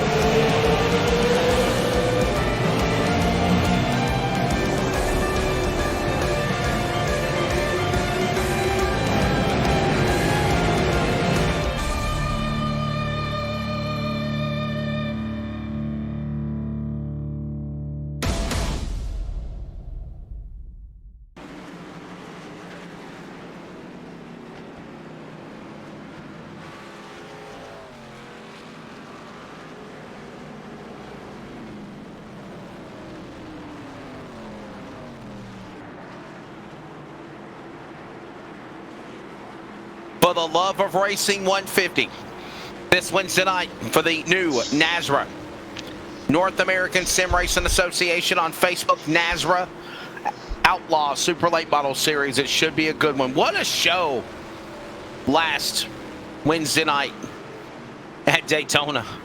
For Super Late Models on Daytona, what a race. Definitely the best racing I've seen on Daytona in a while. And to come from a car that, well, quite frankly, as we both said, probably most people would say it shouldn't be there, but we put it there anyway. And they had a great race. Hopefully this race turns into a great race as well. Again, it's been plagued with cautions here so far. But through it all, 10 in total. Hogan out front. Mogart been up front all night long. Will Duvall is plus 12 in 6 spots after all the troubles he's had here tonight as well. I was going to say, he's doing really good. He's our in-race reporter. Whoa, contact! Bunches up the pack behind him. Will still stay green. That could have been a scare, and guess where it was? Off turn 4. Wow. Turn 4 has just not been friendly to these people here tonight. You have this many problems at turn 4, Wesley. Does it make you want to go to somewhere like Pocono where you don't have to worry about a turn 4? Yeah, for sure. What turn 4? Definitely some problems here. And let's see if we can pull this up. Hopefully it doesn't interfere with anything. Let's show this very quickly. It does not. We got the track map. We love pulling this up for special occasions. And right now, I think is a special occasion to talk about. There, you see 96, your leader. They're coming into that foil. They were coming into turn 4 right there. So we'll see what exactly happens. And Wesley, is they get done, you can see there on that map, you'll see the 111 that's kind of grayed out. That's pit road, and we've seen it there how it loops around this track. Right. So right here is turn 4, and that has been the problem for just about half this field here tonight that has been in trouble. So the question is... And now, is, like I was talking about, we showed the diagram of the track. Put it back up there again. Put it back up there again. I want to do my John Madden routine, if you will. You're on the back straightaway now, and you see them coming around the 3 and 4 to the start-finish line where the red line is. The new Phoenix, today's Phoenix model, is through the dogleg out of turn 2, now 3 and 4, and then just past the dogleg is the start-finish line. Kind of like the line where the back straightaway line is. That's actually where the new start-finish line is, and hopefully soon we will see iRacing update the Phoenix Raceway model and show that, because I will tell you, since they redone that configuration in reality, we've seen some hellacious races on the Cup Series, the Trucks and Xfinity, and they will decide the championship for Ford Championship Weekend in November for the Cup Series, Trucks and Xfinity at Phoenix. I'm looking forward to it. I'm, for one of those guys that says, enough of Homestead, let's try something new. I think Phoenix will definitely be an interesting racetrack. Yeah, definitely. I'm with you. I like changing things up every once in a while. You think about it like this, Wesley, and I hate to bring other sports into racing when we're talking about racing, but you got to think about it like this. We get the same tracks. They may be in a roughly different order, but it's always the Coke 600. It's the All-Star races. Big races are always at select tracks. We should change it up. Look at our Olympics. We don't go to the same place every year for the Olympics, and that is like the grand sports of all sports when it comes to anything like the Olympics, swimming and stuff like that. Why shouldn't we change, the big all-star race? Let them bid as to what track it goes to each year, so that some of these other tracks could possibly get it, or randomize it each year. And I'll tell people this. I was actually one of the announcers for the All-Star deal at Bristol a few weeks ago. I believe the format was not good enough for Bristol. And I said that to somebody weeks ago as well, as we're working on lap 100, closing in on the final 5 laps of this event. But honestly, Cody, and I think me and you talked about it when I got home from the race. We actually team speaked about it. I think the format was not what everybody expected. And I think, honestly, if they changed the format up a little bit, I think it would have been a different outcome. I don't think there was enough laps to allow the drivers to get their tires warmed up, to get their cars to par, to make those moves to go inside and outside. I mean, 15 laps was done in less than 4 minutes. It's done for that sprint. So, thank you. So you know, if they would have ran maybe a 50-lap sprint, if you will, by the time we would have got to lap 25 or 30, then I think they would have turned up the whip. And Cody, I think we would have seen a different all-star race at Bristol. Yeah, definitely. I want to go. I want to see him go back there, and definitely change the format up. And speaking of changing things up, Mogart may be trying to change his lead up here in a second. Yeah, he's definitely trying. Hogan is still out front, but Wesley, you just saw a glimpse of it here. As let's go to this view right here, the hood view or the roof cam of Hogan, and there you see 2 lap cars that are battling. They're battling for position, so you can almost be assured that those will play a factor in the battle for the lead with Hogan and Mogart. And again, I would expect it to. I don't expect those lap cars to just get out of the way. When you're battling for a position, there is no rule that says just pull up off the track and let that other guy take off and let the leaders by. That's right. Exactly. Here they come down the straightaway. Cross the stripe. Look at this move. And there is Hogan. We're reeling in those lap cars. I mean, like they're sitting ducks, to be honest with you. That's just how strong Hogan's car is. But Mogart right behind him down below the apron, trying to make something work there. Now these lap cars, they either have an option. They can move out of the way like they're doing, or they could race. They could race to try to stay on the lead lap. But they surrender to 1 and 2. And that is good news for Hogan, that they kind of, neither one of them surrendered a position to each other. They both just kind of got up out of the way, let the leaders by. That's bad news for Mogart, though, as he was probably hoping these guys would hold them up just a little bit. And 2, Wesley, where they caught them is very crucial to all this. They caught them in the dogleg, so there was a lot of room to get by. And I will say this. Even though it was bad for Mogart not being able to close in, it was good for Mogart because he did not get mired behind the lap cars. He quickly got around them just like he did, and he'll close in on clean air to run down Hogan again.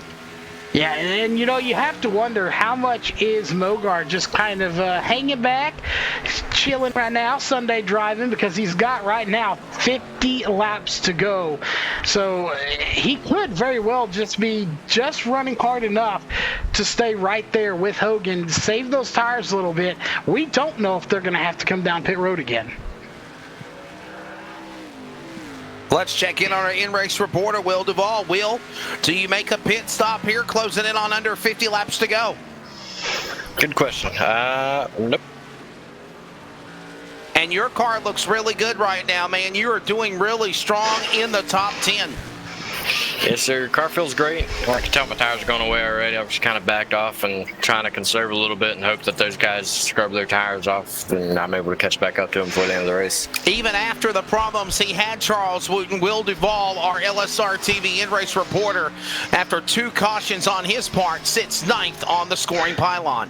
Yeah, he's definitely had an up and down night, but he is going forward, and that's really the key here.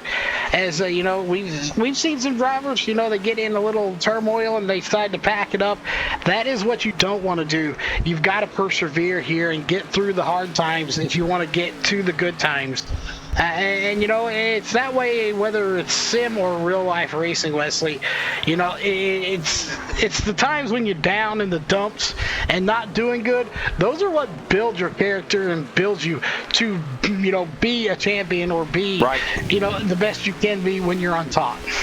Well, that's like, for instance, on social media yesterday, driving back from Kentucky after my announcer duties with Speed 51, I was reading some posts from Will Duvall on social, and he was thinking about hanging up the helmet and shutting her down, and I'm like, opinions vary. Don't stop. If this is something you love to do and you want to get better at it, stick to it. And, you know, he could have hit the wall earlier and bounced off the wall 2 times and said, that's it, I'm done. I'm aggravated here. But he's pressing on, and even though he's not battling for the win, the car feels better. He's feeling better as our in-race reporter. Comfortable, and right now he sits in the 9th position. So I got to say that's props to him, for sure. Yeah, definitely props to Will Duvall hanging in there for this race. Plus 9 spots to the good. You know, and what else has been good is we're looking at the mellow yellow. We've seen it's kind of different. Yeah, I'm going off on a wild tangent here, but you've got red, green, and yellow. We haven't seen any red. We saw quite a bit of yellow. Reminds me of Days of Thunder. Yes, but that yellow, the yellow in the car, that where it says mellow yellow is green, and that is what we have seen a lot of here in these last little laps. And Will, let's bring you back in here again. You're in the top 10, comfortably riding right now in 9th. You said you felt like this is what's going to happen. We're going to see a long green flag run after we have trimmed the fat, kind of like what happened at Charlotte last week. You know, it's been a weekly thing, and I kind of expect it. You know, like I said earlier, it's frustrating, but everybody in here seems to get along pretty good, so I can't really complain about it. And I know it's going to clean up about halfway through the race, sometimes earlier like tonight. So I'm pretty happy with it and accepting of it. Pierre is 1 lap down. We get a caution. He'll get the wave around, the free pass. Wave around's off to Gadsky, Holden. A lap down or more, they have the opportunity to avoid pitting, get the wave around, and make the pass over the pace car to come for the restart at 1 to go. But again, a good run there as we watch these drivers battle, settling in. Let's pick up the leader one more time, as it is again the driver Hogan, staying out in front of that 96 machine, looking to be the first 2-time winner on the Monday Night Cup Series sanctioned by the World of Thunder iRacing League. And in addition to that, Charles, looking to also be the first back-to-back winner for Hogan. In the wall, 1 car up the wall, getting out of the way. Okay, we'll stay green. Go ahead. Definitely, back-to-back wins would be awesome for any driver. So far, we have yet to see it. So if somebody could finally do it, it would be awesome to see, and it would kind of solidify them as maybe the top driver in this series so far. The pick of the litter? Yeah, the pick of the litter. That is definitely his favorite saying here, but you would be, you would almost be the pick of the litter if you could do it. And there you see somebody slowing on the track, but again, no caution's going to come out, and I believe that's Cody Gadsky. As we can take a quick look here, as that did trigger a incident on track. Unfortunately for him, didn't bring out a caution, and it's turn 4 again. And no caution. That's 2 times now we've come very close to seeing a yellow flag come out, but they never threw the yellow. So here they come back down the straightaway. There goes Brett Rolls. Brett will always have the recognition of being the first ever winner for World of Thunder on pavement. He won at Daytona. Of course, you get that first win, and it's always, you're going to be written down in the history books as you got the first win for the pavement side. But that'll ride with you forever. But what doesn't ride with the driver is once it wears off to them, they want to get another win. They're tired of riding off that. They want that second win, third win, fourth win.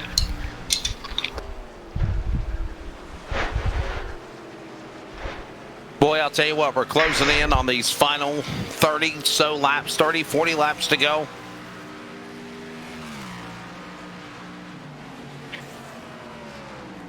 Yeah, it makes you wonder who's going to be.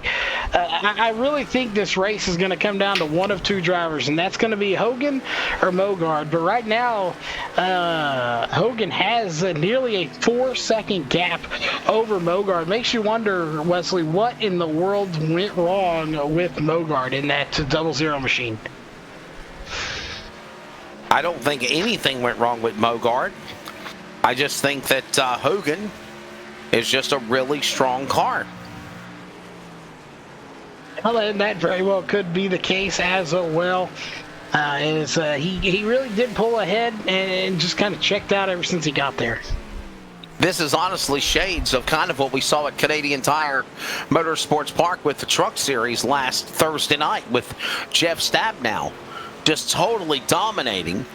Spun in, in the corner and still was able to prevail in Monk's corner, spin out 3-4 times, never lose the lead, come to the pits, never lose the lead.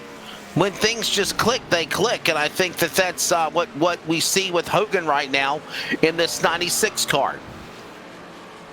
Yeah, things are definitely clicking for them. Hey, we have to ask this. I hate to be the one to bring it up, but we have to ask the question, Wesley, are we done with cautions here tonight as well? I don't know. I got a feeling we're into this green flag run, yes. But I do feel that somewhere down the line we are going to see another late race caution. And I think it's going to bundle up everything. And I think the decision is going to be, do you come to the... Matter of fact, let's check in on our in-race reporter again, Will Duvall. Will, do you pit before the end of this race coming up on 30 to go? Not if we don't get a yellow. If we get a yellow, I'm hitting it hard. I don't care how many spots I lose. But I've got enough fuel to make it, but my tires are toast. Got you. So you hear that, Charles. If his tires are toast and he is in, 11th position now, one lap down, I think everybody will come down to the pit lane if we get a caution. Yeah, and looking here, he was last down pit lane on lap 87. That's the same lap that Hogan and Mogart were down as well. So I would imagine their tires are pretty worn out as well.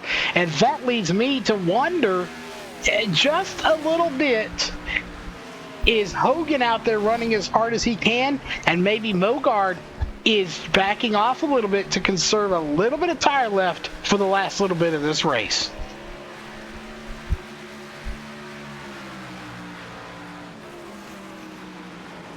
Closing in on under 30 laps to go now, 30 remaining. What a performance by Hogan in that 96 machine. Mogart sitting there in second. Collins in the 22. How about Collins coming back from his problems earlier, from leading the race? And he sits now in third spot. What a redemption story for him. But he's way, way, way in the back, like 15 seconds back or more. There he is. Yeah, he is currently 6.3 seconds behind your race leader, 5.5 behind second place of Mogart. So he's one of those that's, for all intents and purposes, unfortunately, may be out of this race as far as the win goes. But like I've said repeatedly over and over again, you are not officially out of this race unless you're, out of the race until the checkered flag drops.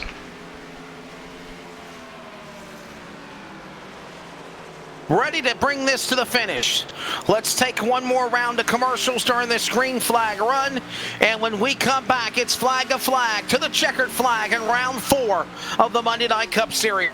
It's presented by World of Thunder and LSR TV.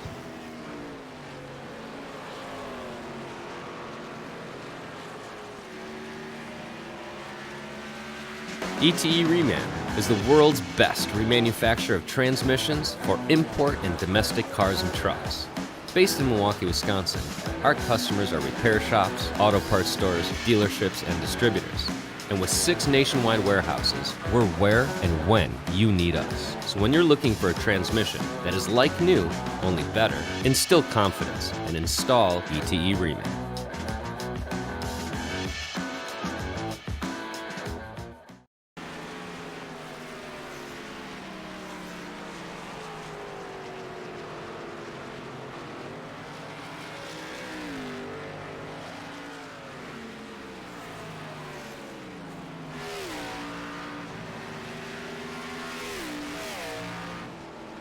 .25 laps to go now here at Phoenix.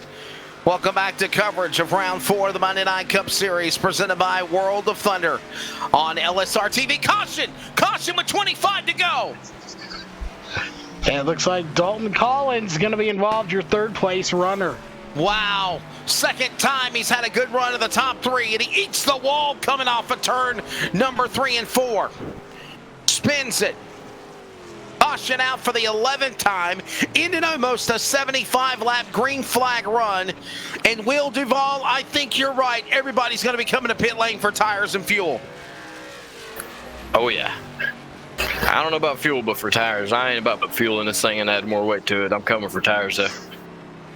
Caution out with 24 laps to go.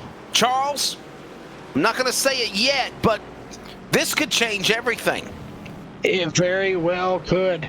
And, you know, it makes you wonder who's coming down, and I think everybody's coming down. Everybody's coming. Will anybody gamble and take 2 tires, though?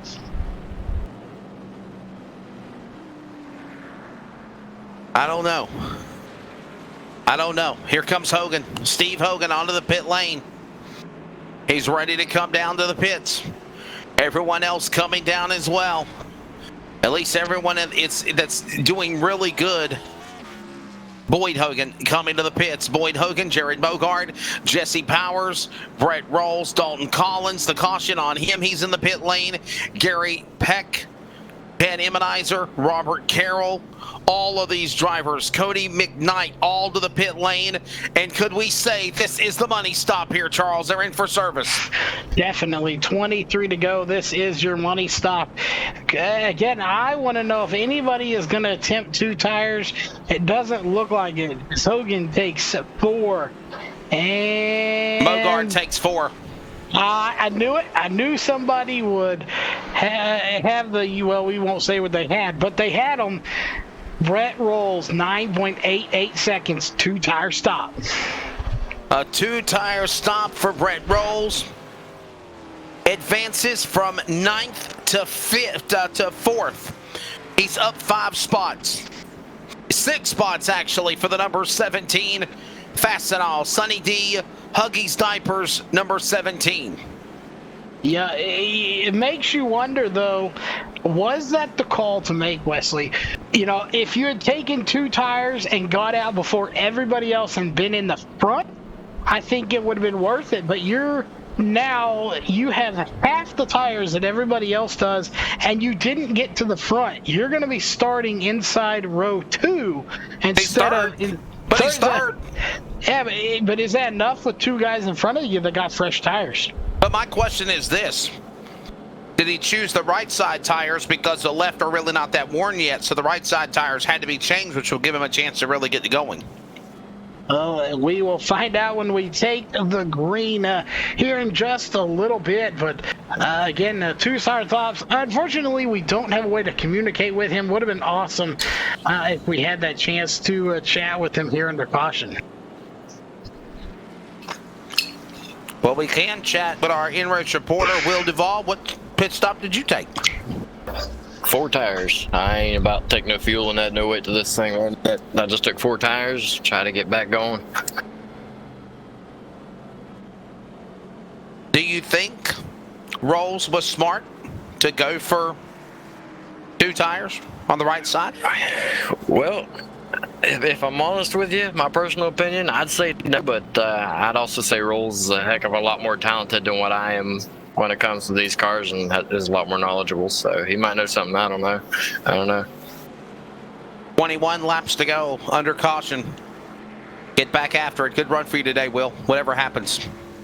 Let's do you. Boyd Hogan looking for 2 wins in a row now for the World of Thunder Monday Night Cup Series. And right now he is leading the way. The 96 Mogart in second. Rolls rolling the dice, if you will. Charles, this ain't Vegas, this is Phoenix, but they're close. They got a casino across the road from the racetrack in Avondale.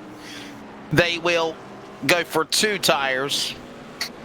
It will be a double file restart, and we'll see what happens. It'll be 19 to go on the restart for Hogan. As again, gonna be a wild start here. And not necessarily wild as in wrecking, but it's going to be wild to see if those 2 tires can hold up to these 4. As Hogan, Mogart, 4 Rolls, with 2, and everybody else behind them also took 4. Is this also, sorry to cut you off there, I thought you were done. Is this also the final opportunity for Jared Mogart to get a shot to win this race? Yeah, you know, and I was getting kind of to that point is there's so many questions that are unanswered, and, well, quite frankly, we won't have the answers to them until we get the green flag here in just a second and see if there's a caution coming out after that. Mogart needs a good start, but Boyd Hogan plays and gets away. Back to green. Rolls to the inside. This is for second. He'll carry the man that brought out the caution. Collins with him. He's back in the top 5. Under 20 to go here at Phoenix. Katie bar the door. It's about to get wild on a Monday night. It is indeed, and the battle for the lead is on. And this is, you know, a question we haven't brought up. Those two so fast, so close together. What happens if these two get together and cause a caution between the leaders? That's true. 18 to go. Mogart down to the inside. He's there, closing in on Boyd Hogan. Bottom of the apron. Look at Mogart looking for the lead. He's got a good run to the inside. Can he make it stick on the bottom in 3? Whoa! He gets extremely close to Hogan there. Again, we've said it over and over again. Mogart is tired of coming up short, tired of being the bridesmaid. He wants to put that thing in victory lane so much he put a checkerboard on the top of the car to hope it's a victory car. And a lot of people might not know the story, but a good friend of mine from Minnesota, for many years in the world of esports. I remember it back with the racing days, RSR Full Throttle Cup Series, and also with the ODC Online Dirt Connection with Kenny Slayton and company. He is a paraplegic. He is in a wheelchair. He is disabled, and he gets his joys, his loves out of life of going to races, but also being able to run esports racing. And I'm telling you, you want to see a passionate story, a drive, a want to win. The guy put damn checkered flags on the top. Now, if that doesn't show you how caring, passionate, and determined he is to want to win here in the Monday Night World of Thunder Cup Series, I don't know what will. 15 to go. They're back to 1. That definitely is. As Mogart, he's sliding backwards a little bit, or either Hogan is really pulling away. And this is going to be a true test right now. With 15 laps to go, it'll be 10 before you know it. How much is Mogart, is he holding back at all right now in Wesley? If he is, with right now 14 laps to go, when is the time where you absolutely have to go? You can't hold back anymore. That's right. When do you go? When do you go? Hogan to the outside. Mogart back to the bottom. Shooting the gap, using the bottom of the apron of that, what you want to call it, the dog leg, if you will, off turn 2 to try to make something happen. And honestly, if you use the dog leg, you can cut off some of the interval space between you and the other car. But here's the bad news of that. If you use the dog leg as well, you also might lose some speed to boot. So what do you really gain from? Yeah, it's definitely, a tough choice to make, to go down there or not, as they have the option. Some of them use it, some of them don't. 0.29, now 0.3 seconds separating your top two. That is the closest battle on the track, and, well, quite frankly, Wesley, it's where we're going to stay, but we got a car crashing so far, not coming out, as it's Robert Carey. There's a caution, 12 to go. Yellow is out. 12 caution with 12 laps to go. You can't make this up. And this is one of our drivers, Wesley, Robert Carroll. Remember, he did not start this race at the beginning and came out a little late. And now here he is, unfortunately, going to be in the pits where he started this race from. What a tough break there for the driver. That purple number 23 entry of Robert Carroll. And he might possibly be out. Under caution. Wow. Devastating way to finish. Does anybody come to the pits? Does anybody pit? Does Rolls realize I screwed up? I need to come back to the pit lane, or does he stay out there for field position? I personally think Hogan's going to fake it, and the others are going to come down. Let's see. Oh, No, he does not they're fake. all coming down. Wow. Sitting duck. The old cliche, damned if you do and damned if you don't.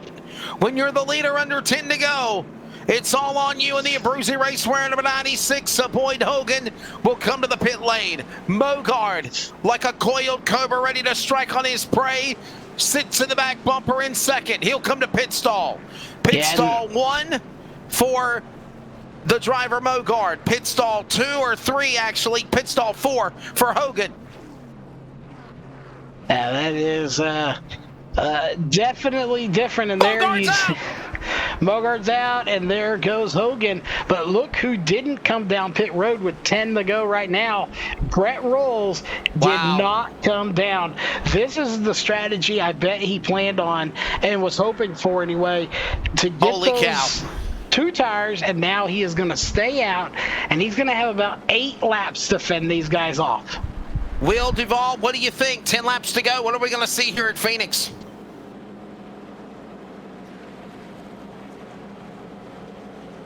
I believe the radio might be broken on our in-race reporter. Yeah, we're checking in our in-race reporter. He might be working on something else as well. But that's, there's the number 17 machine. Wow. Wow, wow, wow. What a run. Brett Rolls. And mind you, we were talking about Boyd Hogan looking for 2 in a row. Winner at Charlotte, winner here at Phoenix if he pulls it off. Brett Rolls looking for 2 wins on the series. He was the inaugural winner of the Monday Night Cup Series about 3 weeks ago at Daytona. And can I say something else here, Cody? We have seen this same strategy, and I know you've just recently come on board following the Monday Night Cup Series since, covering Charlotte. But the first 2 races of the season, Daytona and the race also at Las Vegas, we saw a sequence of cautions the first half. And just right around halfway, we have that long green flag run, maybe a spurt of 1 or 2 cautions maybe at the end of the thing, and you see the finish. It's been that way all 4 races on the series so far. Yeah, no, while you were talking about that, the 74 of Timothy Trowbridge, as we'll take this. This happened. Timothy Trowbridge. Yeah, he was coming out of the pits, and you'll see him right here when he comes to the blue cone, just cold tires, loops around coming out of pit road. You know, if you're going to spin the car, Wesley, what better time to do it? He didn't lose anything, really. I don't think he flat spotted any tires either because he's not hardly going that fast. Spinning just below the blend line, if you will. 8 laps to go.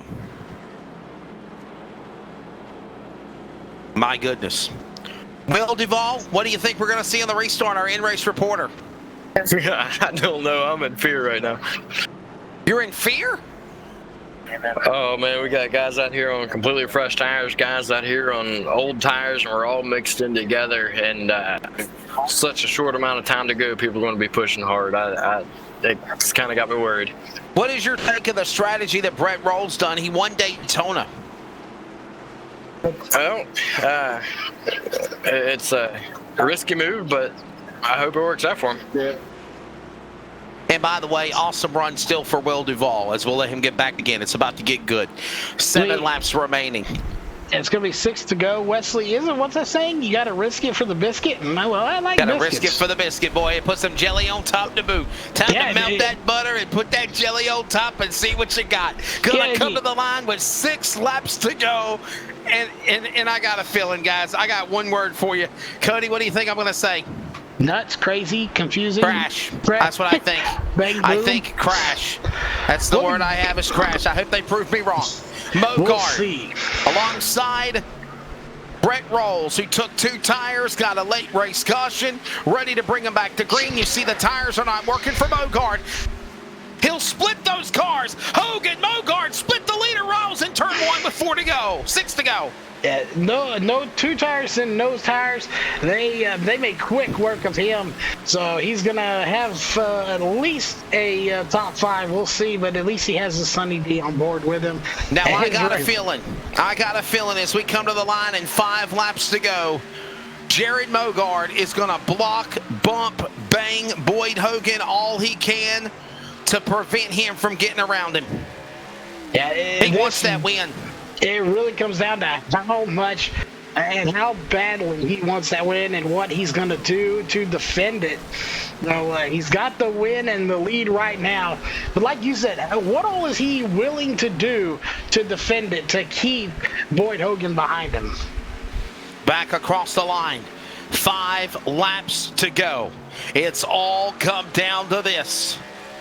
Closing in on the 10 o'clock Eastern hour. And these drivers closing in on one another for the win. Down into turn number 3. Mogart back to the bottom. Here comes Boyd Hogan. He's right there on the back door. To the inside, to the outside, creeping on the bottom. Back to the top. He'll cut them. He'll cut him off at the line. Oh, yeah. And by the way, with 3 laps to go. 3 to go. 26.88. Mogart just ran the fastest lap of this entire race. Wow. Here with 3 to go. That makes you wonder just how much was he just kind of hanging back there earlier if now he's running the fastest laps. Pushing it to the limit. Wiggling a little bit off the corner. Here he comes to the line. 2 to go. Here at Phoenix.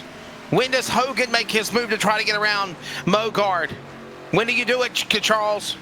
I'm thinking right about now is my chance he scrapes the wall.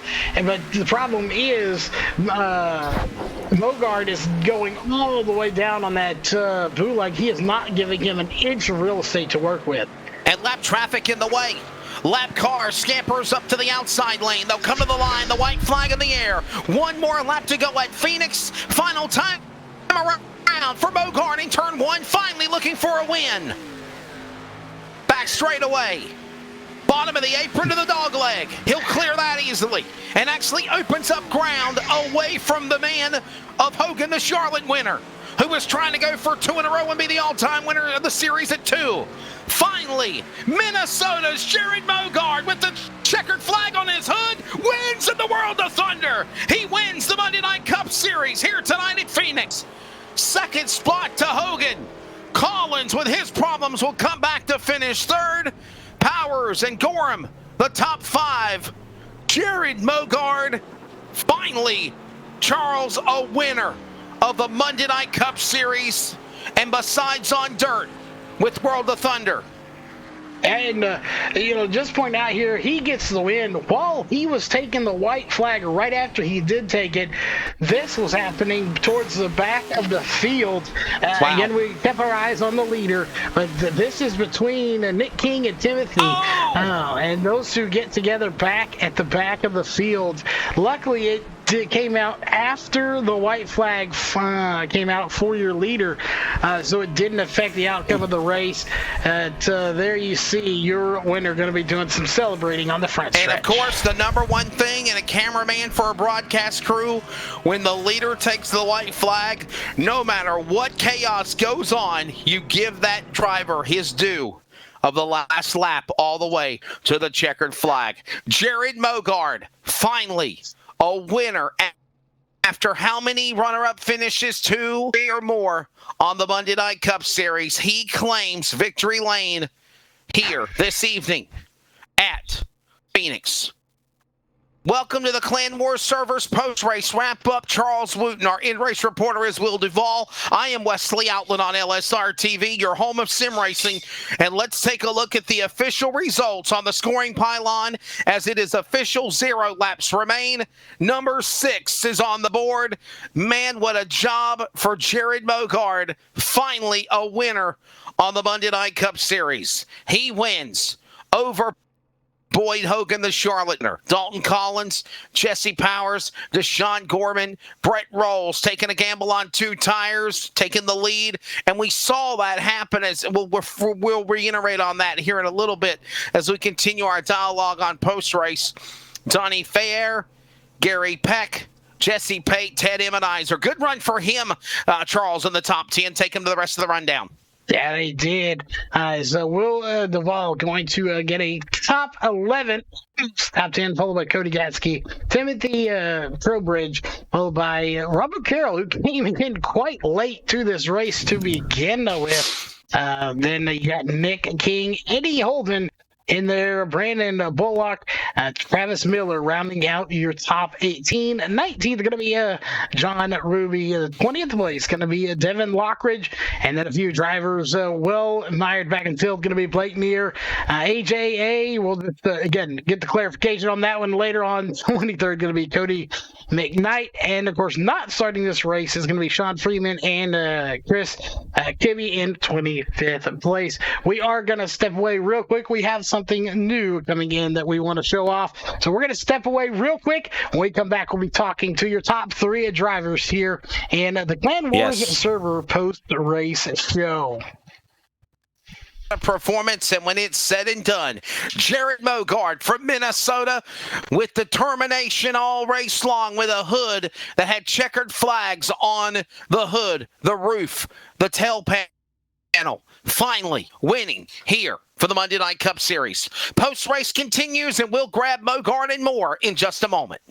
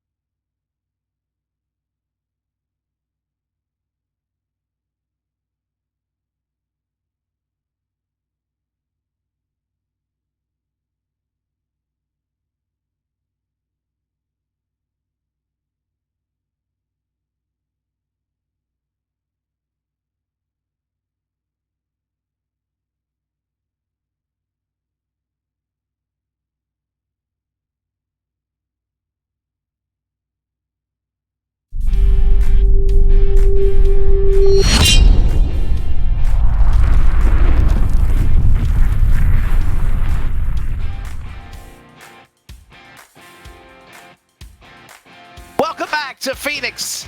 Round 4 of the Monday Night Cup Series has concluded, and you are inside the Clan Wars servers post-race wrap-up. As you just saw, Clan Wars servers, the official communications partner of live sim racing. I'm Wesley Outland. Charles Wooten. Will Duvall is our in-race reporter as we're about to wrap her up here at Phoenix. And joining us now is the winner, Jared Mogart from Minnesota, finally picking up a win after most 3 podium finishes, 2 runner-up finishes in a row. Jared Mogart, congratulations. Checkered flag on the hood, the roof, the banner, the tail tank, or the tail of the car, if you will. Determination to win this race on the series, and you did it tonight at Phoenix. Yeah, we had a good car. I got a little bit lucky. There was good strategy at the end. Decided to take 2 and didn't know if it was going to work or not, but that was the only way we were going to beat Boyd. So we tried it, and we were able to hang on. We about wrecked it there the first lap on the restart, but we were able to hang on and get that. It was pretty crazy for sure. Definitely you were trying all that you could to run back down Boyd Hogan, no doubt about it. The car was strong, going for 2 in a row. Winner at Charlotte last week and trying to go for his back-to-back and first 2-time winner of the series. But talk about the transition of the race, and I don't even want to say it's the last caution. I would say 25 laps to go, everything changed, and that for you to try to run him down.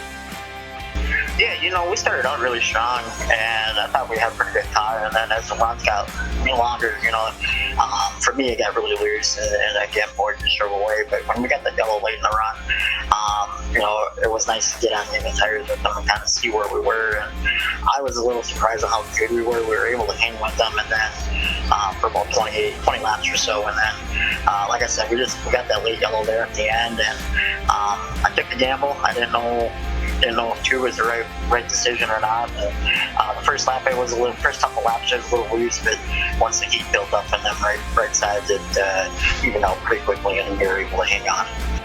As somebody that is a connoisseur, if you will, of the dirt world, how special is it to be a World of Thunder pavement racer in the Cup Series now as a winner? Yeah, like I said, my first race here, the dirt side of things on iRacing here, I'll be honest, I ain't very good at it, and I specialize in the asphalt stuff on iRacing. So to come over here, get a win with this group, and to do it in an open setup nonetheless, means a lot to me to get it done. Like I said, I like supporting this league. It's just I'm not very good at dirt, so it kind of takes the fun out of it. But to see them do asphalt, and to come support them and run with them and be able to get the win is pretty special to me for sure. Sponsor time. Who you got to thank on that 00, man? I got to thank Bandit Dirt Race Central. He came on board this year and kind of helped us out a little bit. Splash and Go Graphics, Twitchy Race Reports, I Buy Power Computers, VRS setups. If you do not have VRS, you should definitely check them out. Their setups are pretty bad, you know what. And then all the boys at Maxed Out Motorsports Sim Racing Network. All right, congratulations. Big win for Jared Mogart in finally a winner on the Monday Night Cup Series for the World of Thunder. Runner-up, winner last week at Charlotte. He'll settle for second here tonight. Boyd Hogan, you were right there in the cat's whisker of things. What's your take of the final 25 laps here today at Phoenix? We had it won and got screwed. I'm sorry, you cut in and out. What did you say there, buddy? We had it won and got screwed. How do you feel like you got screwed, Boyd? Well, 17 said so. Even when he was rolling around under caution, he knew he wasn't going to win the race. Did it anyways, stayed out, got a terrible restart. Jared got the jump, chopped my nose and drove off. I probably should have backed him in the fence, but I've got too much respect for Jared to do that. And just never could get back to him after that. Didn't have enough short run. On the last restart, I mean, let's be honest, even me and Charles called it in the broadcast. It was obvious that Brett Rawls was going to be a sitting duck, if you will, because he did not have fresher tires than you guys did. And you could tell on the restart, you literally had to split him. If you had to do it over again, would you might have went to the outside lane behind Mogart, or would have you stuck to the bottom of the racetrack the way that you did? And did that hold you up there on that final restart? It 100% held me up, and there was no other way around it. I was going to have to go to the bottom because, Jared could pass him on the high side and not get black flagged. If I pass him, I'm going to get black flagged, and that was all Jared needed to get out front. We're equal enough the first 10 or 15 that whoever got out front first was going to win the race, and the 17 handed it to the 6. Or the 00, sorry. I can definitely hear the dejection in your voice, but, are you at least... this is a good points day for you, a podium finish. You've got to win, so you know you're going to the postseason later on. We learned some stuff. I don't know if we come back to Phoenix or not. Like I say, the car was good. I know Jared mentioned he had a VRS set, but I put out this setup for RocketRacingSetups.com a couple weeks back, and to be honest, after about 20 laps, like Jared said, man, it was hauling ass. VRS got some all right stuff, but this is everybody on the sim thinks that they can wheel with the best of them. And if you want to do that, go to RocketRacingSetups.com. Michigan setup got put out yesterday. I want to thank everybody at Legacy and a Bruzy. Great win, Jared. It was a fun battle. 100%, and I guess we're on to the next one. All right, that's the thoughts of Boyd Hogan. Again, winner last week at Charlotte, having to settle for second spot here tonight. Little disappointed in his voice. Definitely no hate or mad at the winner, Jared Mogart, but just the outcome or the turnaround exchange of the race, if you will, on things. Finally, third place for Dalton Collins in the 22, a Bruzy Raceway entry. Dalton spun, hit the wall 2 or 3 times. You were cautioned. You dusted yourself off virtually, got back up on the high horse, the proverbial steering wheel, if you will, and gone on to put it in the podium for third. Are you happy with the 22 finishing in third after a car that at one time we thought could have been the winner of the race tonight? Yeah, man, I was just really loose. There was no grip anywhere for me. I mean, I don't know what I was doing wrong there. I guess overdriving it mostly, but it's mostly me. But yeah, just overall no grip for me. I just couldn't find any grip anywhere. Might as well been on the dirt. So yeah, I mean, I got back to third there. I really don't deserve it. I wrecked that thing a couple times, like you said, and just just tried. Really tried, but came up short. Got beat. What would you take from this race here, especially the craziness of so many caution flags, if you will, even ones that you were a part of, and then of course that long green flag run, like our in-race reporter Will Duvall said we'd have, and we'll get his final thoughts on closing here of this race at Phoenix in a moment. But the 25 laps to go, the 10 laps to go in the late race caution. What is your take of how things went here at Phoenix this evening for the series? I mean, you see it in official all the time. You have guys that have, fast long run cars and get screwed at the end. I probably, screwed a couple people there with my cautions, but, like I said, you see it in official a lot. Guys will have really fast cars and get screwed, but, you have that sometimes as part of it. But if anything, just try to have a fast short run car, I guess. All right, definitely. Well, listen, thank out your sponsors, and we appreciate you running with us tonight. We'll see you next Monday night. Yeah, man, everybody at Legacy Sports, shout out to my buddy Boyd in here that just got interviewed. A good buddy of mine and owner at Legacy, Taylor Burris, all those guys over there that help out. And just sorry that I'm disappointed, I guess. Just couldn't find myself tonight. But, yeah, thanks to those guys, Bruzy, Butt Kicker, and everybody for their support. All right, there's the thoughts of number 22, the driver Dalton Collins. He'll settle for third here tonight. And that will wrap up our Clan War Servers post-race wrap-up. Clan War Servers, the official communication partner of Live Sim Racing. More details at Clan War Servers on social media and, of course, LSR TV on Facebook, Twitter, and Instagram. Will Duvall is our in-race reporter as we wrap things up, coming up on the 10 o'clock hour Eastern Time, preparing for Hurricane Isis coming through the Carolinas. Will, what's your take of Phoenix tonight virtually, and a good run for you? Just outside the top 10, 11th place, a lap down, but a good showing for you. Yeah, absolutely. The car felt great. Track was pretty awesome. I quite like that track. But yeah, all in all, fantastic race. Couldn't have asked for a better race. I think it was the best race we've had all season long in the league, and can't wait to see everybody come back out next week and put on another good show. And I want to say next weekend's Rockingham. Am I correct? Rockingham coming up next weekend. Oh, shoot. I don't know. Give me 5 seconds and I'll tell you. I think it is the Rock. I think it's North Carolina Speedway. I think we're going to be going to Rockingham, and that should be a unique race. Texas next week, actually. Okay, Texas. I know Rockingham's somewhere in that category, but we'll be at Texas. Charles, in your neck of the woods next weekend. You don't even have to worry about going to a hotel room. Yep. What's your final take of everything here tonight at Phoenix, colleague Charles Wooten in the booth? Good racing. I still think they needed some super glue out in turn 4. Make these tires stick just a little bit better. But, oh, wow. Overall, good race. Few cautions, but some good racing.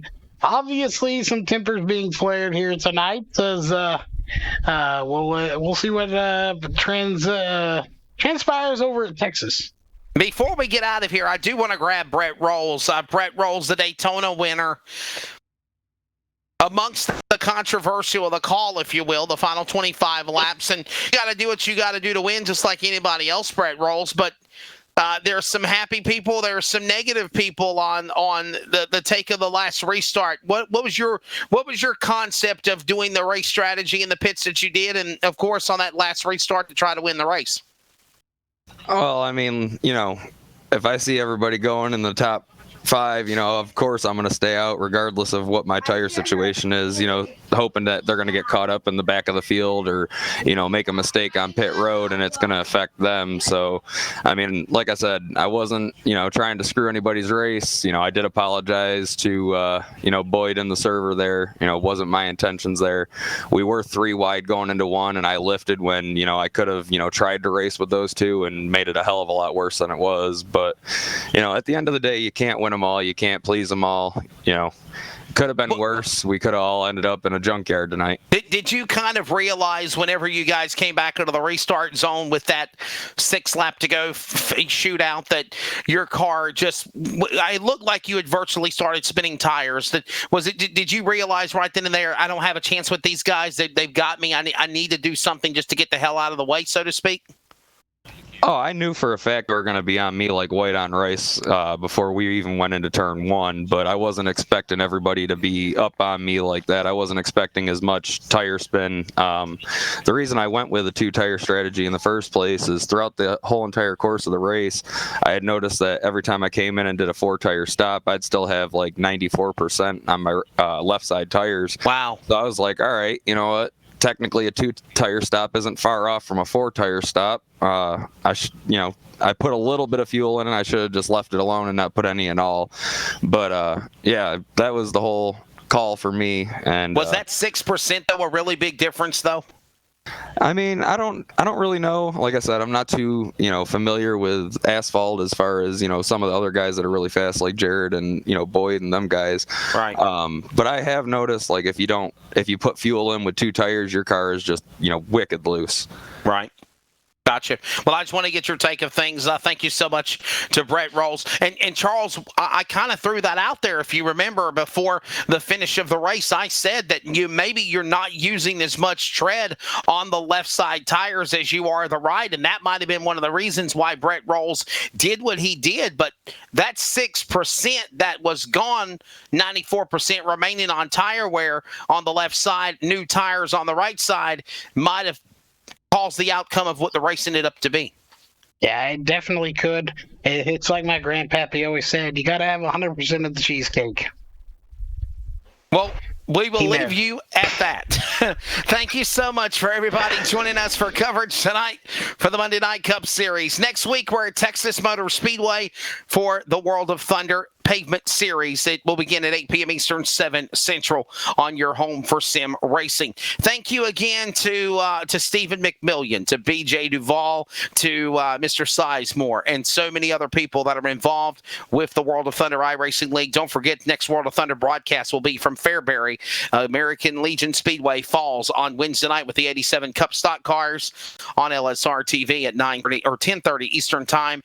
Looking forward to being in the booth for that. That'll be on Wednesday night. And then don't forget also every Wednesday night or Sunday night is the coverage of the World of Thunder on dirt with 4 big races, including the Grace Productions UMP Dirt Car Mods, the Next Level Designs Pro Late Models, the DirtFan.com Super Late Models, and the Loud Pedal Production 410 Sprint Cars on Ultimate Dirt TV every Sunday night. For Charles Wooten, for Will Duvall, our in-race reporter, congratulations to Jared Mogart, finally a winner on the Monday Night Cup Series here at Virtual Phoenix. I'm Wesley Outland. God bless you all, and please keep on praying for America and stay safe if you're in the East Coast, Mid-Atlantic U.S. during the hurricane.